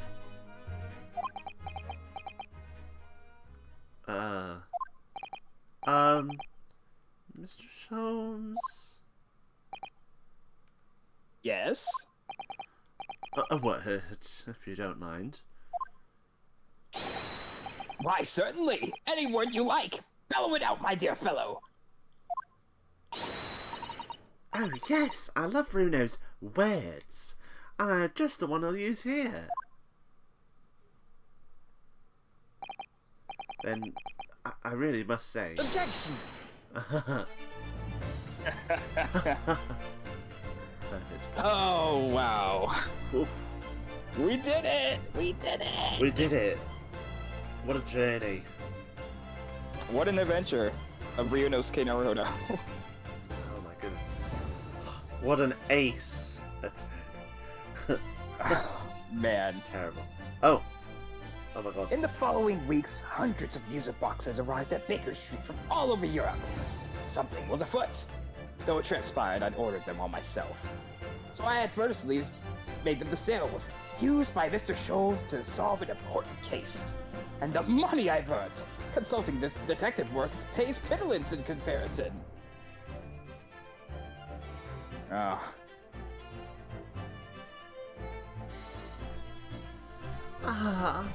I haven't slept a week. This manuscript's due tomorrow now. When I'm this busy, Hurley usually cooks me breakfast. Well, cooks is an overstatement for some dry toast and insipid coffee. I do miss Susie and a lovely Japanese breakfast. This is probably my favorite credit sequence in all of Ace Attorney, by the way. Yeah, it's really nice. I mostly love the credit music. Oh god. Witness, your testimony is riddled with contradictions. I can't even remember these people. Exactly! Really do recommend coins hide in the rough stakes themselves! Well, I don't know, sir. Knows his father is an innocent man, or are you calling my son a liar? Oh, witnesses, my courtroom is no place for your petty arguments. Just trying to remember the It's characters. so long like... since we've done that. Yeah. Having delivered the Russian dancer to shore in Shanghai, I laid low on the steamship for a while. But last night I apprehended an extremely suspicious Japanese national on board. I've done nothing wrong! All I did was give Wang a high's offspring something. A man bringing some kittens on board is that he's a hardened criminal. It's not fair! Oh my god.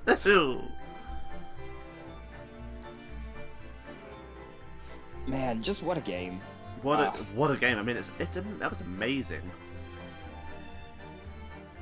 Scientific investigation will be the gold standard for policing in a new age.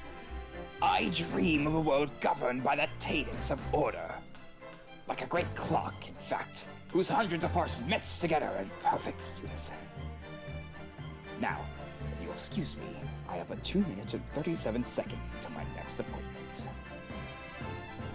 Yeah, you're still not completely sus at all, my dude. Yeah, like, nah, you're still totally not sus. The latest Lance magazine is out, and I'm in it again. Whenever I say that one line she wrote down, I get a standing ovation. Yes. Wanna hear it? Not bad, I suppose, for an amateur.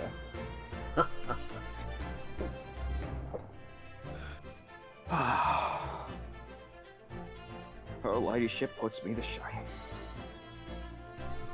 Anyway, I'm gonna go to trial now.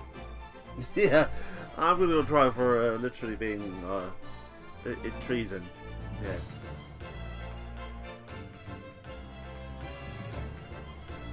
Been visiting the old girl on a daily basis, of course. Jody, me old jailbird. Must say, battling those valley stairs every day has done wonders on the dicky peg. Managing weather well in the house for two. Got this maid business tapped up, I'd say. Hope the gossiping neighbors don't realize the man of the house is his own maid. Are we gonna see them? Are we gonna see them? Are we gonna see them? Oh. Are we gonna see them? Please let us see them. Please let us see them. Oh my god, yes. Yes! My Rowley is back on the beat again, all thanks to the refund. Oh, there's nothing I enjoy more these days than hunting small change out in the gutter. I'm a better Bobby now, looking out for Londoners who drop hay pennies, and my lovely wife. Oh, that's... Oh, Rowley. I wish you two the best life. Yes, Pat and Rowley, forever. Perfect couple. Stand them. Looks like I'm gonna be doing time for a bit now.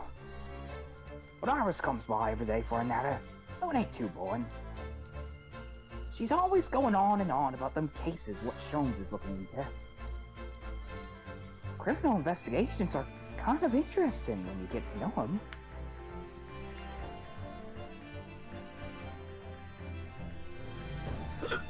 Excuse me. Oh, Excuse me.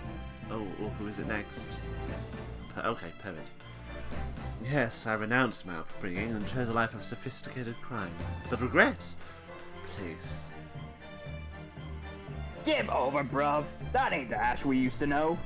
We got time in here to plan a comeback of Milverton and Skulkin's milk run, right?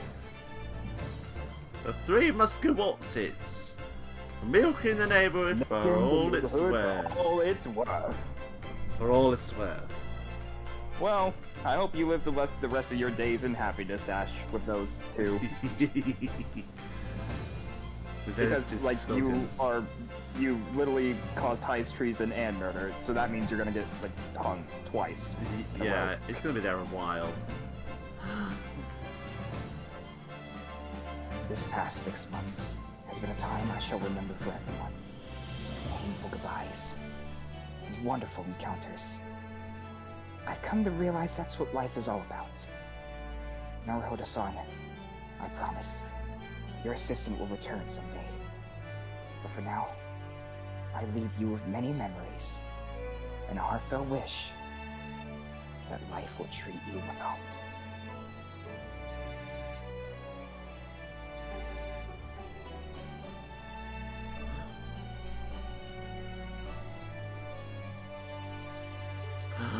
Oh, cute.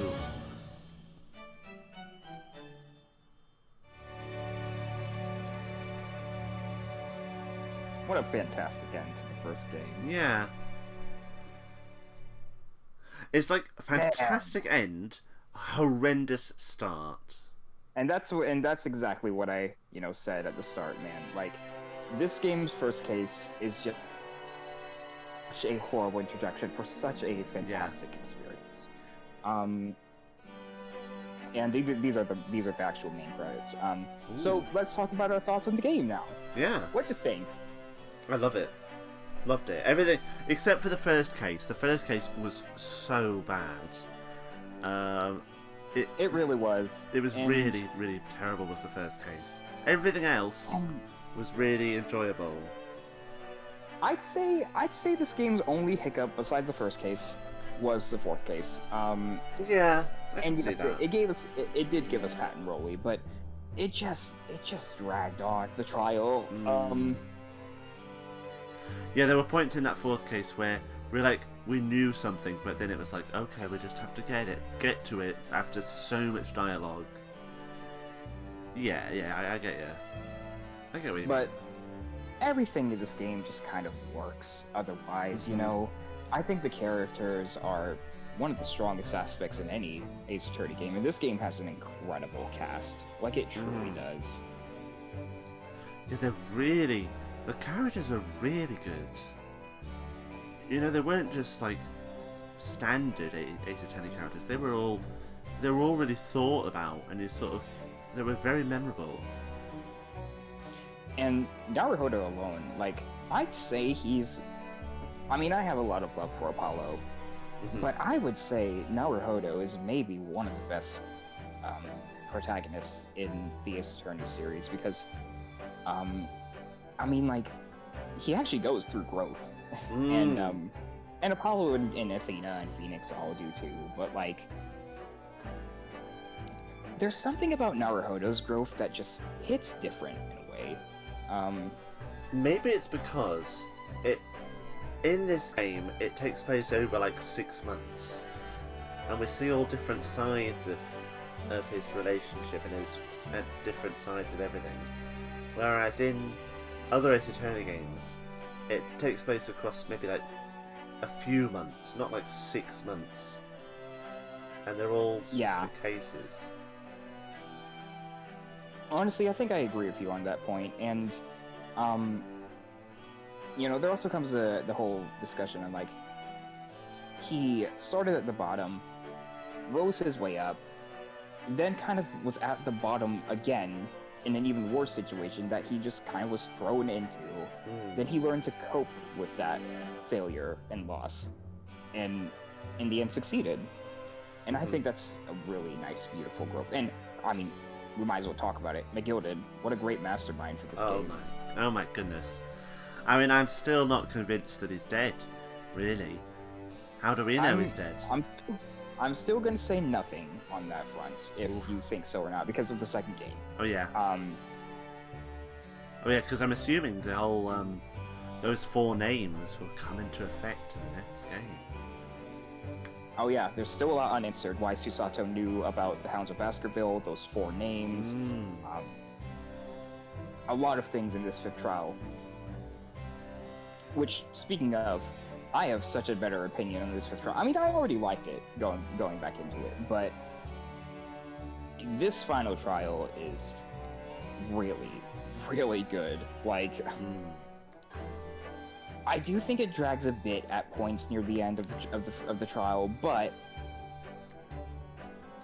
I mean, just like, wow, Graydon is probably one of the best final culprits of the game, in my opinion. I think his motivations were sympathetic, well, understandable, sympathetic to a degree, but you still can't agree with him. And he's a very entertaining one to boot. Like, I really love that monologue of him at the end. Gina, one of the greatest characters and defendants in the series. Von Karma, he really starts to shine in the second game, I believe. But even then, he's great in this game too. Wait, Von Karma? Von Zeeks, my bad. I was like, Von Karma, is he in this game? Oh, no, Von Zeeks, yeah. Yeah, I think because in this game we only see him in 2 of the 5 scenarios. Oh, wait, Yes. Wait, who's in the 4th scenario? Or is that not Von Karma. No, Von Zeeks. God damn it. Oh, I guess we see him in 3 of the 5. Yes. But let's watch this. Wait, watch this. Oh, yeah. That's cute. Hey. And they do the thing! I love it. The Great Ace Attorney Adventures. Finn. For now.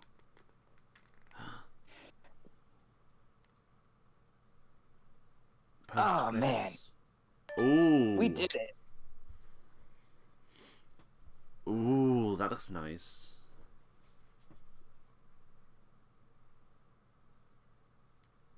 Gone but not forgotten. Mm-hmm. Oh, man. It took a push, but we did it. We beat Ace Attorney, the Great Ace Attorney 1. Whew. I mean, that was... Whew. Okay, perfect. Oh, man. Okay, so I know it's late for you. We won't prolong any longer. Okay. But yeah, man, good idea. I'm very happy that we actually finished it tonight. Yeah, I'm glad. I'm very glad because we were close anyway to the end. It really felt like there was no point in stopping at a certain point. Yeah, exactly. I think we sort of knew that especially when we got near enough to the end, and it was like, well, we might as well just continue. We might as well. There's no real point Like, in we can't stopping stop and here. coming back. Yeah, exactly. Oops. Yeah, there's no point in stopping and coming back. Okay, so of course I think we should take a small break before we get to Grace Attorney 2. Yeah, oh yeah. I agree. Like, most definitely. But I'd say Grace Attorney 2, I'm not finished with it. I might finish it with you, actually, because Ooh. I had a lot of trouble getting through the 4th case, and I eventually just dropped it.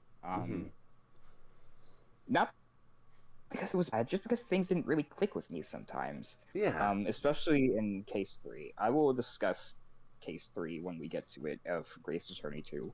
Mm-hmm. But yeah, that's Grace Attorney 1, man. We did it. We did it. Holla, holla, holla. Oh, Wagga man. high! Wagga high. Wagga low. That is the shittest joke possible We have ever made. that we've ever made. You know what Hurley says? Wagga. And you know what? It's just like Susato says. Wagga high. No, she didn't say that, Iris. They never said that. Why do you say that, Iris? Why?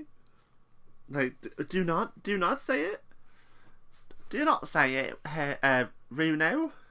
Do not say No, it. I don't. Oh, that's weird. You should say it more. By the way, our voice work this game. Oh my god.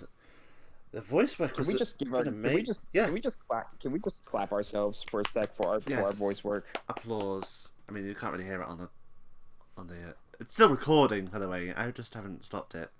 But you're Well, we might as well stop it. Here. yeah. All right. Oh wait, no. Well, actually, wait. Please me before you stop it, please. Okay. Oh. Go on. Before I stop it. What? Your Graydon voice, your Pat voice, and Oh no, you did Pat. your Irish No, I did voice. Pat. You did Rowley. Oh right. Yes, you did. Yes, your Graydon voice, your Pat voice, your Iris voice, stand out. Well, thank you very much. Yeah, I think in this session, I liked doing the Graydon voice a lot more. I think I knew what I was trying to do this time, and I didn't really. And you nailed him. Well, thank you. Thank you. That's very kind. Yeah, I think I knew what I wanted to do with him and how it, and not to take it too seriously, because that's what I was doing before. I was taking it too seriously with him, and this time I was just like, you know what? He's going to be a bit of an arse, but not too much, because he's also come from a slum. Honestly, at that point in the trial, it worked. Yeah, it flipped around. Well, I think you've done wonderful jobs as Gregson, as Sholmes, as Rowley, of course. Yeah, and Van Zeeks. I mean, you gotta give it up to Van Zeeks, because I mean, oh my god, just like the sultry sort of, oh you despicable I think honestly, fools. Van Zeeks might. I usually voice every prosecutor when we play Ace Attorney. I did when I was playing with Rob. Mm-hmm. And honestly, I gotta say, I think Van Zeeks might be my favorite prosecutor to voice. I'm just gonna say it. Mm-hmm. Oh man. He just. Edgeworth is obviously a close second. Yeah. Of course. Godot, very standout in my opinion. Mm-hmm. I usually like doing Simon. Franziska is definitely harder, but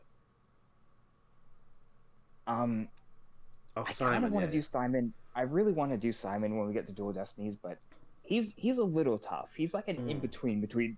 He's a very in between between Von Karma and Edgeworth, or Von Zeeks and Edgeworth.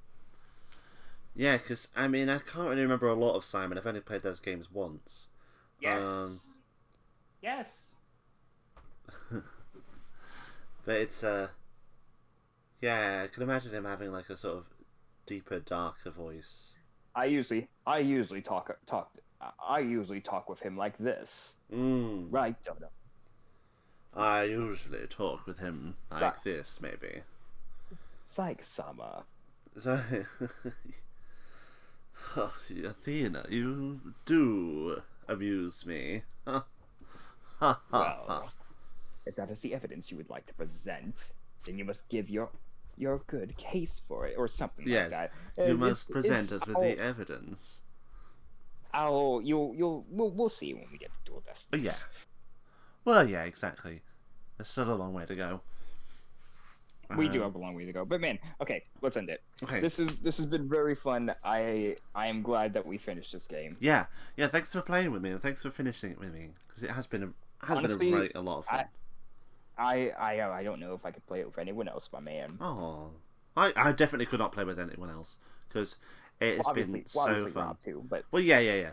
But I mean, it's just been so fun, and so like, with the characters gel so well, and it's just worked so fantastically. Yeah, I wouldn't change anything. It really did. I wouldn't change anything either.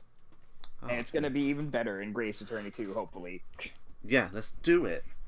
Let's right now. Let's do it right now. Right now, Grace Attorney 2. No. Let's do that next. Well, not next time, but let's do that at some point in the future. Yes. I really want to play. But anyway. Yeah. I must go now. All right, I must go as well. See you later.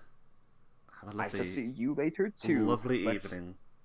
Let's post those whenever you want. Oh yeah, I will. Probably, maybe tomorrow. All right. That is cool. See you later. Goodbye. All right. Goodbye. Goodbye.